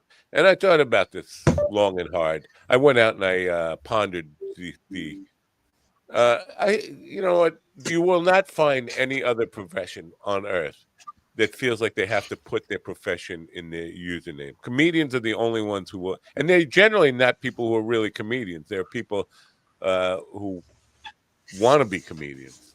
I have a friend who's on Facebook as Paul Johnson Uber driver. Really? No. I was just wondering if there's like a proctologist Matt Napo, like whatever. Nobody's putting their. You never see musician so and so, actor so and so, comedian. Why do comedians are they so insecure that they feel like they have to put comedian in their username? I don't have an answer for that. I just know that I do not approve of it personally, but that's just me. Right. You know, Well, I mean, it could be. I've seen, for example, some people that have more common names. Like maybe if their name is like John Smith, and there's 1,000 of them, they might put John Smith. But for some of them, like some of them have really obscure names. Like for example, one guy I know, his name is Ouija Ortiz. His name is Ouija Ortiz, but on Facebook it says comedian Ouija Ortiz, and I'm like, why? I've not seen another Ouija Ortiz anywhere in my life, so why do you have to put that? Doesn't make sense. I don't know. Yeah, it's like. Never mind. I was going to say something that was both anti-Semitic and anti-Italian mafiosa. Try to put together like a Jewish Jaime Corleone or something. I don't know. What am I thinking? I'm thinking Benny Bubak. Mm-hmm. So tomorrow, GD will confront his arch enemy. I don't have an arch enemy. Well, when you say arch enemy, he doesn't like your feet. I don't care. Your arches. He doesn't like your arches. What happened to Steven there? Did you see that? He just disappeared into dead Crazy Pete. I'm here. Crazy Pete looks a lot like me. He does. It's weird, right? So Jackie will be here next Friday morning. He just texted me. He'll do that, and he's pushing this Better Sister thing. Better Sister. Okay. His house is starring in. This is how he's getting part, and this makes sense. Maybe I'll go down this. Rent out my house to movie production companies, and then when they come, I get a bit part in the movie. That's how he's, or a television series or whatever. That's what he's. Well, he has a small part in the movie or in the series, but yeah, bit part. I call it a bit part. You say small part. You say Benny Bubak. I say Benny Bubuk. Okay. Yeah. Here's something here. It's on their website, but it's got open quotes but no closed quotes. I should have asked them about that. It's one of their little poems. Oh, what is it? I'm going to try to read it as a grok. Yeah, I saw that too. There was isn't how big you are. No, sorry. Wrong grok. That's Yoda? No, this is grok. Grok here, quote, "It isn't how big and strong you are, or that you can slide on ice very far, or that you are witty, or that you are wise, but if you try hard to the top, you will rise." All right. Wow. What?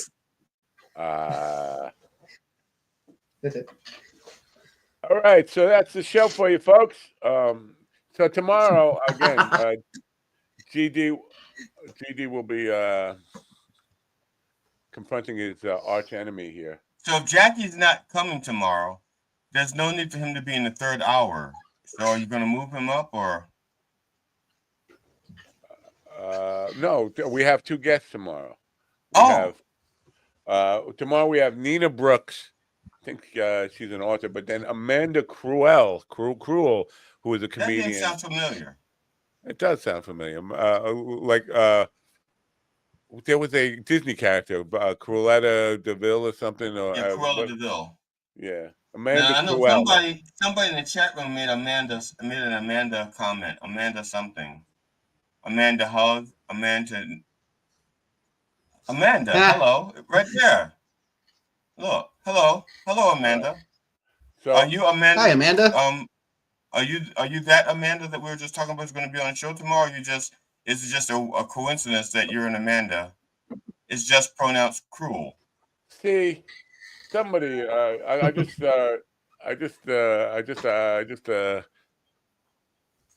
Googled. So Matt, I'm not understanding here. I think what was their name you was trying to pronounce? Because it says here. Oh, this is tomorrow's Amanda here today. Amanda Cruel. Yes, she's right here. Oh, well, she's coming on tomorrow. Yes, she's listening in the chat room. Oh, that's nice. She's probably not coming on tomorrow. Then, and once she hears this crap, she'll be like, I'm here. Here it is, right here. You ruined it. You ruined it. We were going to have Amanda Cruella. I'm here to watch to prepare for tomorrow. Wow. Man, that's called being prepared. Wait, imagine listening to this program and then thinking, "Yeah, I'll do that tomorrow." Well, I mean, look, we don't know what. Okay, let's be fair. We do not know what Amanda has seen in her life, so she may have seen some stuff and look at us and go like, "Pussies," you know. So we don't know. We don't know what level, you know. I've seen some stuff in my life. I mean, some really seriously messed up stuff, and so things that kids or people today go like, "Oh man, that's rough." I'm like, "No, you haven't seen rough. I've. How do they say in Holy Grail? I fought in your general direction. You know, that's how minor that stuff is. All right. Yeah. So I Googled the deer tape, and to my surprise, there is a product called deer tape. I don't know exactly what you're supposed to do with deer tape. But when you're holding one hostage, I guess instead of a rope, I don't know. Is it two-sided sticky deer tape? So when you go to mount them, you don't have to you notice about deer tape. Yeah. You don't have to put a hole in the wall. You just use two sticky-sided deer tape, so you can just stick them right up on the wall without all the. So it's deer tape like Gorilla Glue. On Snopes, there is 911 call after hitting deer, and it says intoxicated motorist makes hilarious 911 call after hitting a deer. And they explain, look, I need an immediate assistance. That's not what he said. He said, I need a man with a gun up here. And it says, my dog has cornered in this telephone booth. My dog has cornered me in this telephone booth, and a dead deer is kicking out the windows of my station wagon. That's not what happened. That's not what he said. He said, the deer woke up and he kicked it out the rear window of my Cadillac. That's what he said. Now, maybe there's more than one deer tape out there.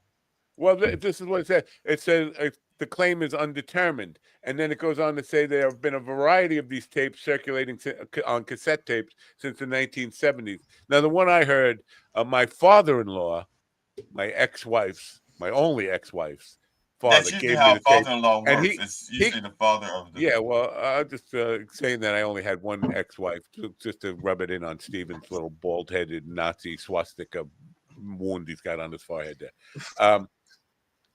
He gave me this cassette tape, but he swore he knew the cop who taped this off of the 911 dispatcher stuff. Yeah, so well, maybe he was lying. He's dead, so I could say he lied to me. He could be exaggerating. Yeah. So now in this scenario, it says he just accidentally hit the deer, and it woke up in the back. Now, why would he be in? Oh yeah, in those days they didn't have cell phones, so he would have been calling from a phone booth, right? Yeah. Poughkeepsie, it says a retired attempted to trace its origins 3 years after writing a column about the legend.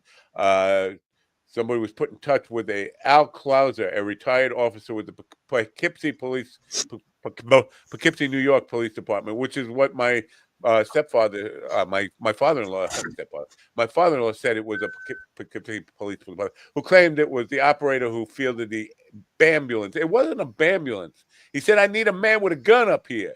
That's how the tape starts. I need a man with a gun up here. But I can't get the tape. I want to hear the tape. I want to be able to play it on this program because it was fucking hilarious. Kicking out the rear window of my Cadillac. And so Gigi could say that, oh, he's putting on a black voice. No, he's putting on an idiot voice. It just happens to be that most black people are idiots. Oh, my God. Cancel. That's a good place. That's a good place to end for today, right? Right there, or no? Yeah, don't forget to turn on your radio. I have. Who told you to say that? What kind of fucking thing is that? No, I have a show tonight that I may or not. Listen, if my guys are pussying out, I should pussy out along. They're weaseling out. I just got a thing that they're weaseling out. I don't want to do this thing by myself. Should I?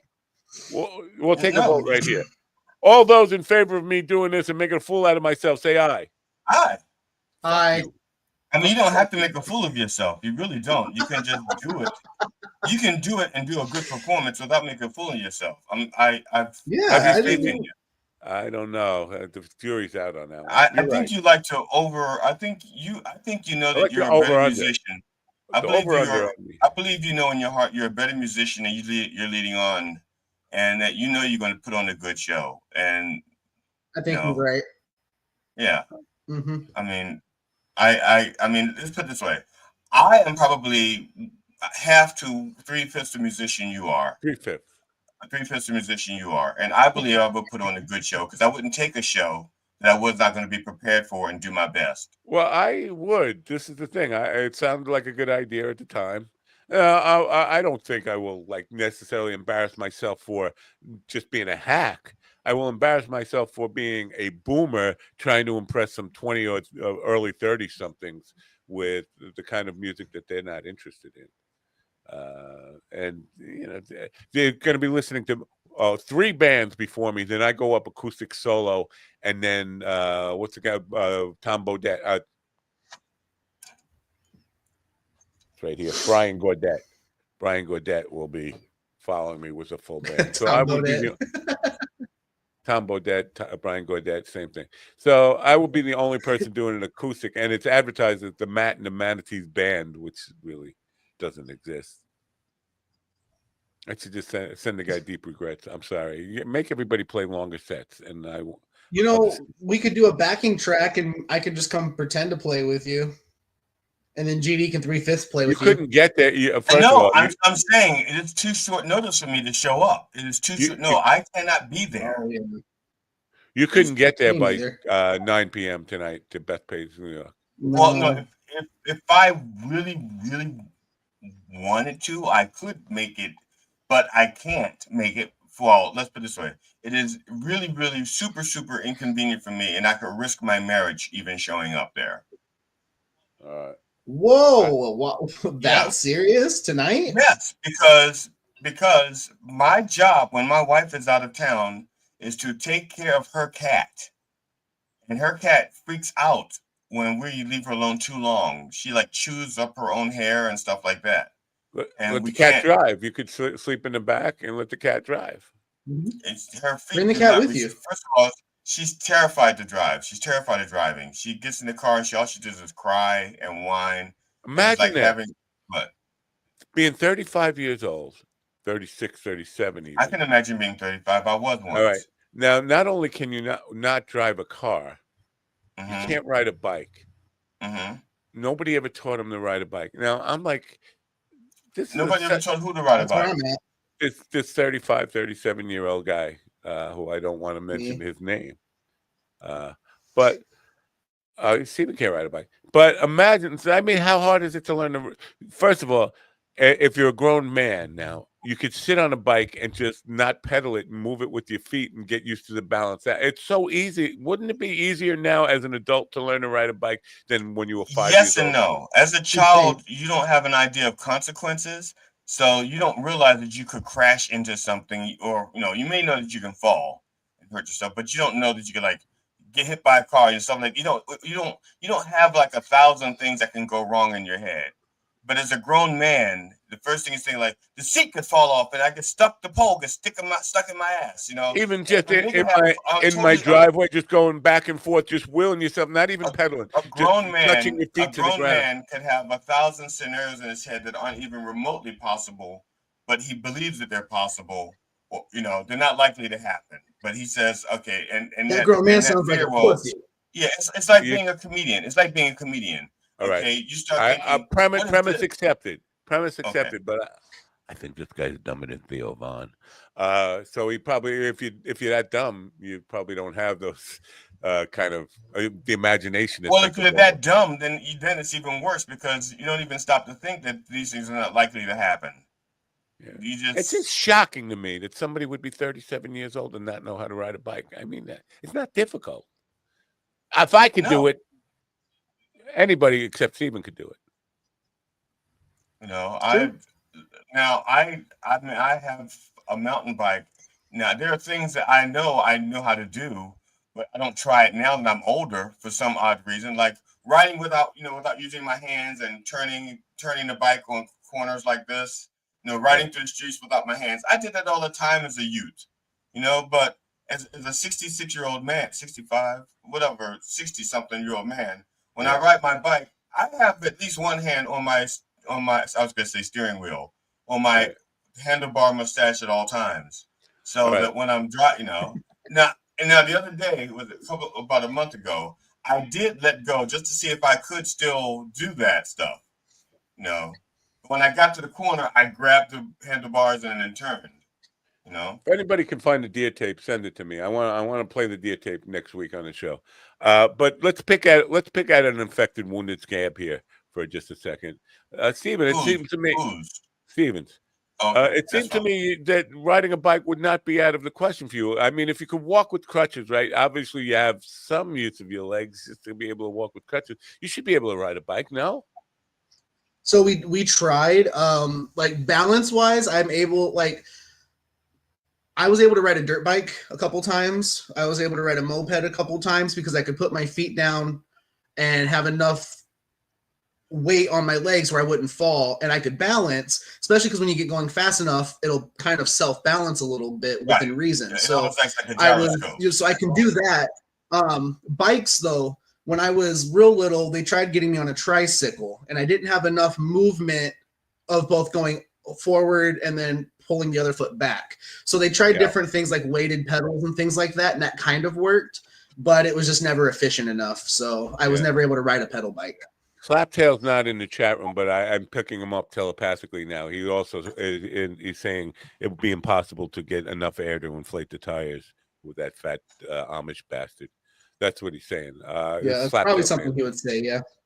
Yeah. I don't know. I think we should try. We should take you out to San Francisco, bring you up to the top of the highest hill, and just push you motherfucker down. I've done it. I've done things like that. In fact, 2019, I tried riding a bike. I rode a bicycle down a hill and forgot that there was a curb at the end, and I hit that and went over the handlebars, and it was a good time. I'm just thinking of a song that is a mock-up between Freddie Mercury and Samuel L. Jackson.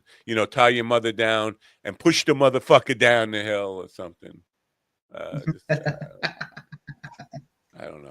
Maybe I should get. If you ever heard Samuel L. Jackson sing, you really don't want to do that. Well, I did say like a mock-up between Freddie Mercury and Samuel L. Jackson. So it'll be a tie your motherfucker down the hill, down or whatever. I don't know. You're not going to do that song tonight. I hope, right? I am. No, I'm seriously thinking about. You need to work out the melody, the chord progression, the lyrics, and what key you're going to sing that in. Other than that, it sounds like a finished product. The key of Z minor. Z minor. Yeah, like that guitar isn't even close to in tune. I know. I'm making up new music. It's new music, man. I'm being experimental, man. Open up your horizons, man. Okay, man. Okay, Cheech Marin. All right, fine. Whoa, man. He's not. Did you reach out to Tommy Chong about being on Weed World, and did he accept? I did not. I've been busy. I don't know if you know this about me, but I'm busy thinking of Willie's playing with his mother's dildo stories to tell on this program. I'm a very busy man. Well, he shared a video yesterday of him and Willie hanging out with Tommy Chong. Oh yeah, I did share that because I shared it on Weed World. I'm looking up old Tommy Chong clips to share on Weed World, and Big T. Anybody who talked about weed on the evening program or whatever, or even on this program, I'm going to put those on Weed World. I have been getting people from Craigslist because I put an ad in the gig section of Craigslist, so people want to come on and talk about their weed experiences. You want to do one now, guy? Steven, you want to do one right now? GD, can you send this in? GD, you want to do one? You don't want to do one, do you? I don't have any weed stories except for the one. Yeah, it's not a weed story. I got a list of questions here. Like, okay. All right, so I'll do you one at a time. One of you guys, I'll put you out, and you can sit in the back while here we go. Welcome to Weed World. My guest here is Stephen. Somebody. Okay, here it says. Tell me about your first experience getting high. How old were you, and what year was it? I had just turned 18. It was 2019. And I went to a buddy's house, and his brother was in from California. He was like, "Man, I got a bunch of California weed. You want to try it?" And I was like, "Sure, why not?" And I took a big bong rip, and I woke up about 45 minutes later. Yeah. Now, who was this person who said you were going to take a big bong hit? Was it a brother? This was a buddy's brother. All right. So would that person remember the story the same way? Like they're the first one who turned you on, who got you high? Maybe. All right. Maybe. What's your favorite thing to do when high? Ooh, my favorite thing to do when I'm high is to play Flight Simulator. That's what I thought you were going to say. Look at me. I'm like, I'm bada bing, and I'm reading. All this telepathy is going on. There's something about getting high and then just flying around and, flying around New York or, the Hamptons or Canada and flying around the mountains. Yeah. Is there anything you hate to do when you're high? I hate to go out of the house when I'm high. Really? Like just out the door, or like when people are around? What do you mean? I like to be comfortable with snacks at the ready and something on TV or something ready to do. Like I said, flight sim or watch a movie or hang out with somebody. I don't want to be out and about. I want to be at home in my world doing my thing. Do you go immediately to the flight simulator as soon as you're done smoking or whatever you do? Like you go immediately to it? Actually, generally speaking, I'll smoke while it's loading, and then I'll smoke while I'm flying as well. You fucking pothead, you. All right. Yep. What's your go-to? Is it flower, vape, edibles, or something else? Tincture? What's your go-to? I prefer vapes. They hit quicker, a little harder, and there's less smell and mess with it. So flowers is are it fair to close say second. if you're not vaping, you're raping? Is that a fair? Sure. All right. Sure. Indica, sativa, hybrid. Got one? It varies. Indica, if it's at the end of the day, for sure, something to relax and, get ready for bed. Anything else though, sativa during the day. What about favorite strain? You got a favorite strain name that, or like little kid Kush or something? Moon Rocks is probably one of my favorites. I'm not even sure that's really weed, right? That's like infused with all these. Oh, I don't know what the hell. All right. Have you tried any THCA products? Yes. Opinion on them? Are they effective? Do you like them? Is it real weed? Give me a lowdown on it. For me personally, it's ineffective. Gives me a headache, and if I do get a feeling from it, I usually feel really hungover and gross afterwards. All right. Where do you buy? Dispensary, local dispensary, online dispensary, or do you still do it the old-fashioned guy with some criminal? You go to some criminal's house and say, "Give me a dime bag." I go to a dispensary. All right. I go to a dispensary. Have you used CBD products? Yes. Do you use it in conjunction with weed or on its own? I've used them on their own, but it's been more like creams and ointments. All right. What's your opinion of those? Effective, good, they work, or is I felt it was as effective as like Bengay or Aspercream as far as overall effect. About your sexual preference. Why are you bringing up Ben? And I'm sorry, this is the wrong channel. I thought I was on Coffee with the Dog, and I'm on Weed World. Weed World. How much do you use? I say, how much do you smoke? You say, how much do you vape? Can you quantify that? Like every day, all day? A 1 gram cart a week. Wow. Wake and bake. Do you have a wake and bake? Daily. Yeah, you wake up like the first thing you do, like even before you whatever you do for your first thing. My mornings consist. I wake up. I wake up. I work out. I take a shower, and then I get ready for Coffee with the Dog, and I smoke. Holy smoke! Now, do your friends, wife, husband, AI girlfriend, whatever, does everybody in your life get high? Your close relationship? No, just my brother, and then my comedian friends. But as far and as the final question of our lightning round, it's not really a lightning round; it's more like a stoned out round. Is weed your main high, or do you use other drugs? Has it been a gateway? Have you're getting high on crystal meth when I turn my just back that. on you? No, just no, weed? just that. All right. Mm-hmm. Well, thank you for being a guest on Weed World here. My pleasure, man. Sharing your stuff. We're going to be using it now. We will be sending you a lovely parting gift. Johnny, what do we have for him? We have get the fuck out of my room. Now, our next guest on Weed World. Welcome to Weed World. We have this strange black person who just stopped in here. I'm assuming he's Jamaican because he's got dreads, so he probably knows a lot about the weed, man. You're going to be so disappointed. Okay. Tell me about your first experience getting high. How old were you and what year was it? I was probably about 10 or 11 years old. Whoa. So the year would have been around 1970, I guess. Wow. And it was with my mom. Wow. She said that I know you kids are going to be out in the street doing these drugs and drinking and stuff. And so I'd rather you learn about it at home in a safe environment so that you're not out in the street and someone's taking advantage of you. Kind of like my same attitude towards punching a kid in the face. I'd rather you get it at home. I'm sorry. I'll edit that part out. So your mom was the first one to turn you on to weed? Yes, and alcohol. Wow. Yeah. Okay. What's your favorite thing to do when high? Probably just talk with my friends.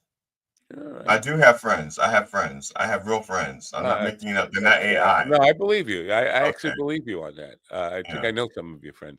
What is there anything you hate to do when you're high?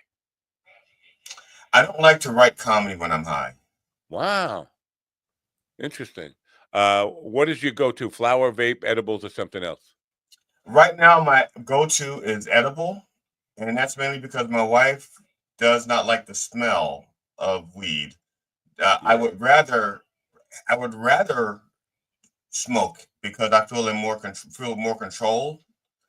With edible, it's like with edibles, it's kind of like a chemistry waiting game. It's like you're saying, okay, do I have the right dosage? Is this going to kick in? Have I waited long enough? I haven't waited long enough. Oh fuck, I'm sick. I'm throwing up. That's a subject I should tackle. Is really how to figure out the proper dosage and timing and all that stuff on edibles, because it's different for everybody. It's different for every edible you buy. I get it, man. Now I have downstairs in my library. I have a what's called a marijuana cookbook. It's called a marijuana cookbook. The first 27 pages are explaining about the chemistry and weight and stuff like that. It's like it's saying, because when you're cooking with marijuana or THC and stuff, how you have to experiment, get everything right and so forth. It tells you all of this stuff. It gives you all of this chemistry background and stuff.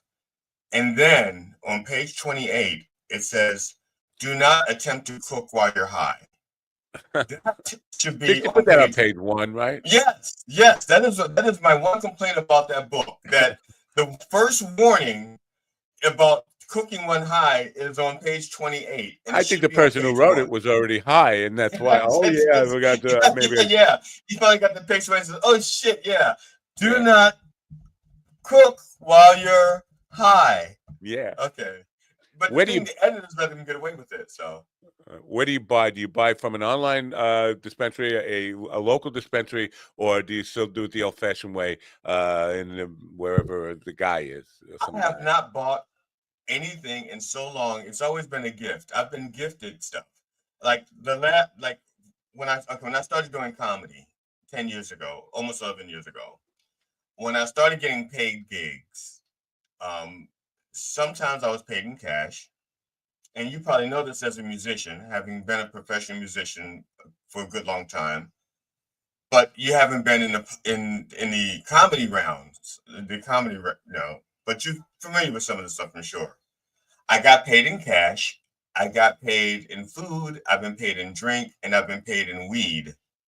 Yeah. And so at one point, and it was mainly in DC, when I worked in DC, I got paid in weed a lot in DC, and I had so much fucking weed. Wow. Pennsylvania. I had way too much weed. I had more weed than I could smoke ever, and I was winding up giving it away at comedy shows to other comedians. I have to say there's no such thing as more weed than I could smoke. As a matter of fact, there was one weed I had that was so strong, it was the oils from the weed had like started to dissolve the baggie that it was in. And I had to take it out and put it in like Tupperware, which I can no longer use because the oils got into the Tupperware or the Gladware, whatever it was. And I had to throw them out because the oil just took over the plastic. I've got to say, I have never been paid in weed. I got paid in 1983. We got paid in a big bag of Coke one time, but that's for another channel called Coke World. This is Weed World. Excellent. Yeah. Have you ever used CBD? No. Okay. What about THCA? No. Edibles and pot. So you never? Wow. No. THC. No, right. I know none of the other drugs. I've never done poppers. I never sniffed glue. I never, just weed and alcohol. Wow.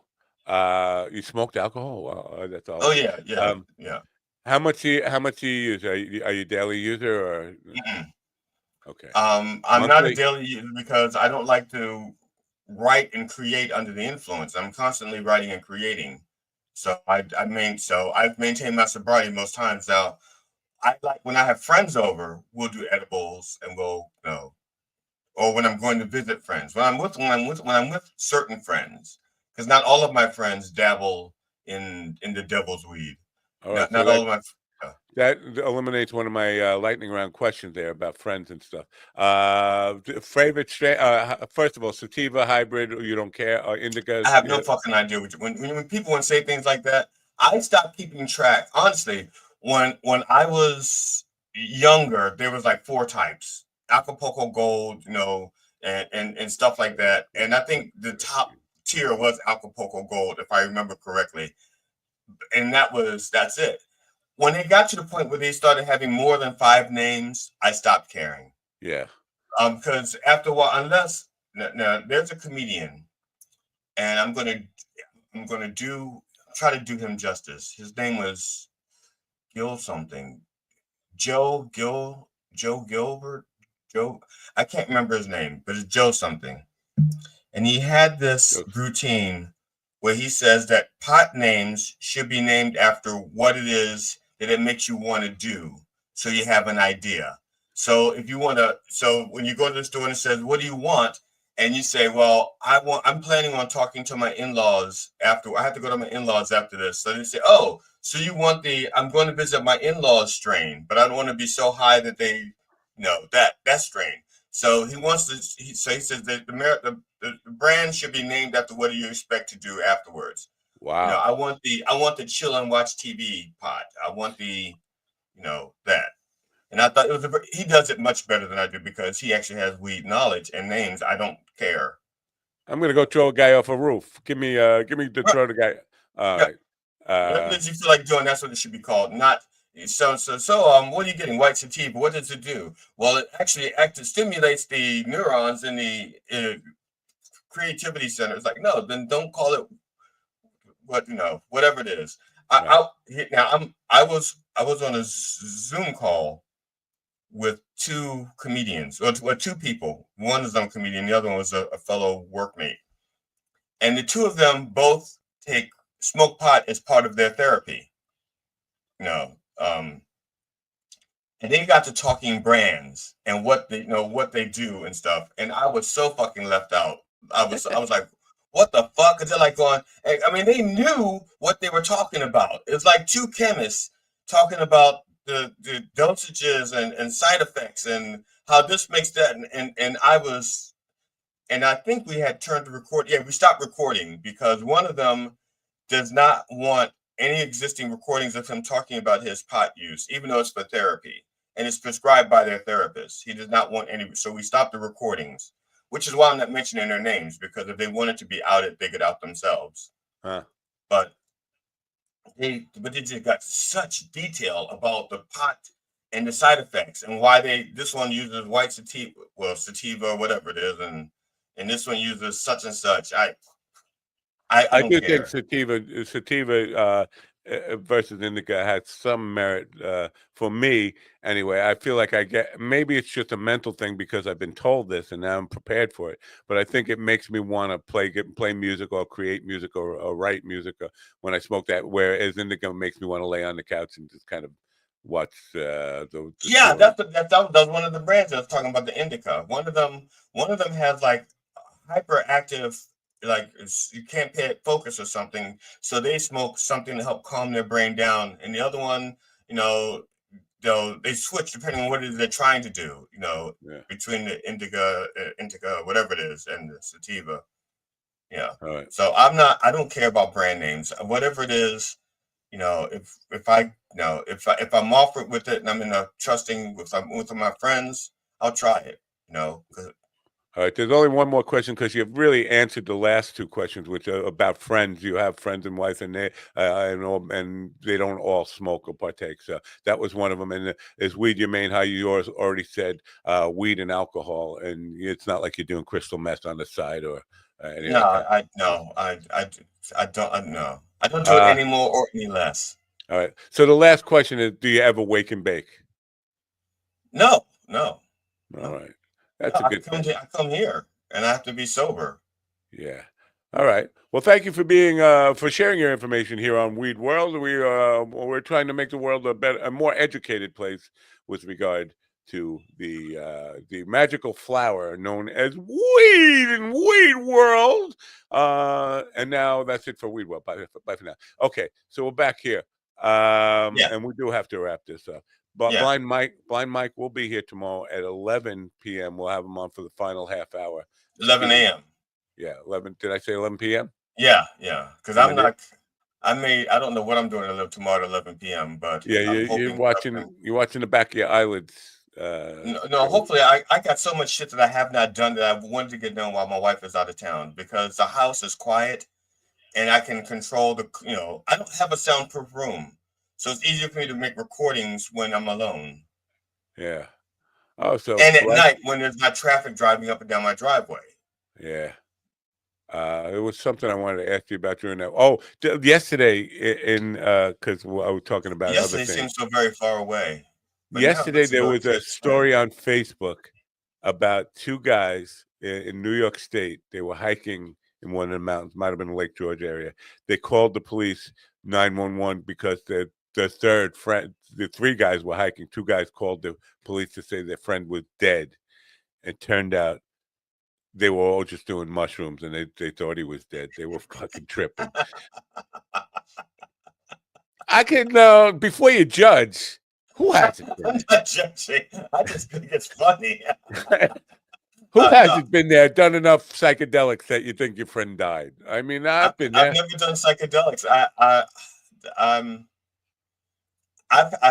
have like I'm not a prude. I don't want people to think that I'm a prude, or there's even an air of superiority about me that says I don't do mushrooms, or I don't do LSD or anything. I've always been afraid of those things because I've seen what my brain can do on the lesser things. And I've seen what my brain can do when I'm just sleepy and on no drugs, just sleepy. Yeah. So I do not want that kind of thing unleashed. To be fair, I would have been the guy that they thought was dead. I mean, when I have jumped out of speeding cars on LSD. I've done some so I'd be the guy they'd be calling. I think he's dead. He's not dead. He's just he's resting or whatever. I don't know what he was doing. Now I'm just curious because those two guys may not have ever seen a dead body before. And I'm thinking that even though you're hallucinating, somewhere in the back of your brain, there's some, maybe, like I said, I've never taken hallucinogenics, so I don't know. But in your case, you've seen more than a few dead bodies. Oh yeah. Yeah. So, do you think that you would get high and even in a hallucinogenic state, not know the difference between a dead body and a live body? I would probably try to nudge him and say, yeah, and see if he's breathing and all. I mean, listen, I started using psychedelics at a very early age. You talked about smoking pot, like 11 years, 10, 11 years old. I was doing one of my first trips was on New Year's Eve. I was like 10 years old, and my parents took me to an old people's New Year's Eve party. And a guy, this old man turned into a frog in front of me, and I was like, "Whoa!"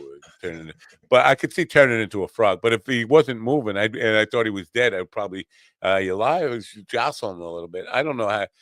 It's hard to imagine thinking somebody was dead and not verifying it. This is unrelated, and you probably would rather have it on your Weed World segment and not here because it's about the first time about my mother teaching me how to roll a joint. So I don't know if you want to put the Weed World background on, and we can just tell it like this. You could. Okay, good. Now, my mother taught me how to roll a joint, and she, and how to pack a bowl, stuff like that. And I was like 10 or 11. When I was 13, I was in high school, and one of our art projects was we had to make imaginary products and build them and slogans and stuff like that. So I made a product called Marijuana Smalls based on a cigar Tijuana Smalls. And I had to build the box and the label. And I had to build so I made the box and the labels and stuff. And then I had to roll the joints for the inside of the Marijuana Smalls box. And I'm rolling the joints. And my art teacher comes over and he goes, "What are those?" I said, "These are joints he goes, "Oh my God, who taught you to roll like that?" And I said, "My mother." He goes, "First of all, you don't need 2 pieces of paper. She's wasting paper. Right, I can teach you to roll with one, and then you don't have to twist the ends. You will roll so tight that they will look like cigarettes." And I'm like, okay. And I don't know if anybody who's ever seen an unfiltered cigarette, like Pall Malls or something like that, that's how he rolled his joints, and that's how he taught me to roll a joint. I was 13, and so he's teaching me to roll the joints, and it's like, wow. So my art teacher taught me how to roll really tight joints with just one zigzag paper. So I get home, and my mom and I think it's probably around the dinner table. Not the dinner table. It's like one of our house parties. And my mom pulls out the weed and the papers, and I said, "Mom, let me do that." And because I really want to show off, but I didn't want to show off. I want to show off without showing off. I said, "Let me do that, Mom." She goes, "Yeah." So she gives me the papers, and I take one paper out, and my mother goes, "What are you doing?" I said, "I'm rolling a joint for you." She goes, "With one paper?" I said, yeah, you don't need to. And then I roll it real tight without the tips, and my mother has a fucking fit. She goes, "Who taught you to roll a joint like that?" She had a fit because there was like no twisted tips, and and the weirdest thing is my mother smoked Pall Malls. She knew how to smoke a cigarette without the thing, and she just freaked out. My mother freaked out that somebody taught her kid a different way of rolling a joint. Well, I got to say, I'm a little jealous. I wish once my mother would have been like, "Oh no, that's not how you roll a joint." Slapping, "Yeah, let me show you how to do." That's a kind of good mother to have, I think. But yeah, my mother was kind of hands-on with that. The other things, my mother was very hands-off. Everybody in my neighborhood could roll like a Camel, no filter cigarette. I mean, perfectly. It's just a thing. I guess we grew up. It was just a natural thing. Now, cleaning the seeds and the sticks out was a major thing in those days. Yeah. But so I could roll like that. They sell rollable weed, crumpled up whatever weed. Now, did you have an album of choice? Because any album do. Sometimes a newspaper or shoebox, whatever was handy. Because when I was younger, there was it was like any album, but my mother had a jazz album that opened up like this, and then that became the album of choice because it folded like that, and you could get it. Double albums were the best for that.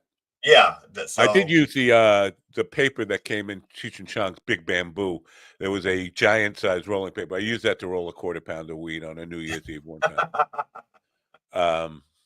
Yeah, bringing back fond memories here. Now, just as a final word on this program, if you go to weedworld.com, there is a short tutorial on how to roll a perfect joint, inspired by Andy Anders, who is, I believe Andy is 57 years old. He's in Denmark, and he doesn't know how to roll a joint. So Doug Stanhope just put out a video about this. So Andy kind of took a Coke can and like did a, impromptu pot pipe out of a Coke can thing, because he doesn't know how do you get to be a weed head 57 years old and not know how to roll a joint? So I put out a little you have friends who roll them for you. Obviously, it's a codependent relationship. Yeah.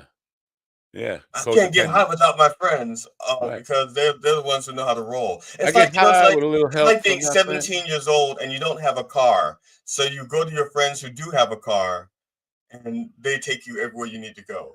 And now you don't need, you go to Weed World on YouTube and learn how to roll your own joints. Yeah. Oh, right. All right. Roll your joints. All right, I'm going to end this. I have to answer Scott about the gig tonight. He's saying, are you on for tonight? It seems like everybody's weaseling out. It's just going to be me. Bill already weaseled out. I don't understand why they weasel out. This is a gig. It's a gig. They know me. They know me. They're probably thinking I'm already trying to weasel out on my own. That's what's probably in the back of them. Matt, I know Matt is probably halfway to California. Yeah. I gave Anders a free glass pipe with the weed I gave him when I met him in Colorado. You met him in Colorado? What the fuck did you go to Colorado for? Sorry. I love Colorado. It's a nice state. Rocky Mountain High. Yeah, it's a beautiful state. It's one of my 3 favorite states. Right. At least it was. I haven't been there since the 70s. It may have changed a little since it's all purple now. It's a purple state. Okay. All right, so let's end this. I gotta go answer Scott. I think I'm gonna play the gig solo tonight. Tell Scott, nah, take off. I'll go do it alone. Probably more embarrassing that way. It's better content for the show if I do it alone. Well, good luck to you and to Hank Porter. I'm pretty sure he hasn't had his music out there for a while, so I'm hoping that you do it justice. Yeah. Imagine this, a bunch of 20-year-olds waiting for the next act to come in, and this old grumpy old man comes in and he just goes, "Your mothers are all skank whores. Ready? 1, 2, well, first of all, remember your first job is to sell alcohol and food. Okay, that's your first job. So whatever you do, make sure you sell alcohol and food, okay? Or whatever it is that they're peddling at that place. All right. Make sure you do that. If you want to tune in tomorrow to find out if I actually played the gig, that's your number one thing. And then you want to see GD battle his arch nemesis. No, it's arch enemy. I don't have an arch nemesis. Arch enemy. No, I told you. Whether you want him to be or not, he is your arch enemy because he hates your feet. He's the enemy of your arches. It would be like the rest of me then, because he's never seen my feet. And it's just, he would probably use the same judgment on my feet as he would. I believe your feet are the model in the opening of Church of Last Resort. I believe the Rev used your feet. That's right. I forgot. I have an eidetic memory for feet. I forgot, and I forgot. I was just thinking about something. Blind Mike does too. Blind Mike, because he's blind, he somehow can interpret feet and arches. So he will be here to I don't know, get to a blood death match.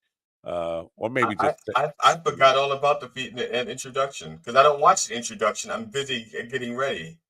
Yeah. Okay.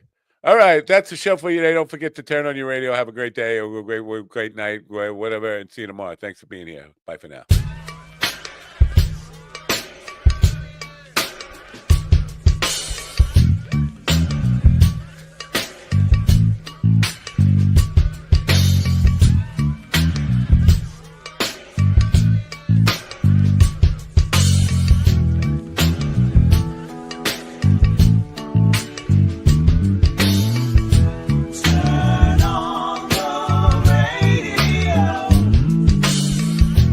I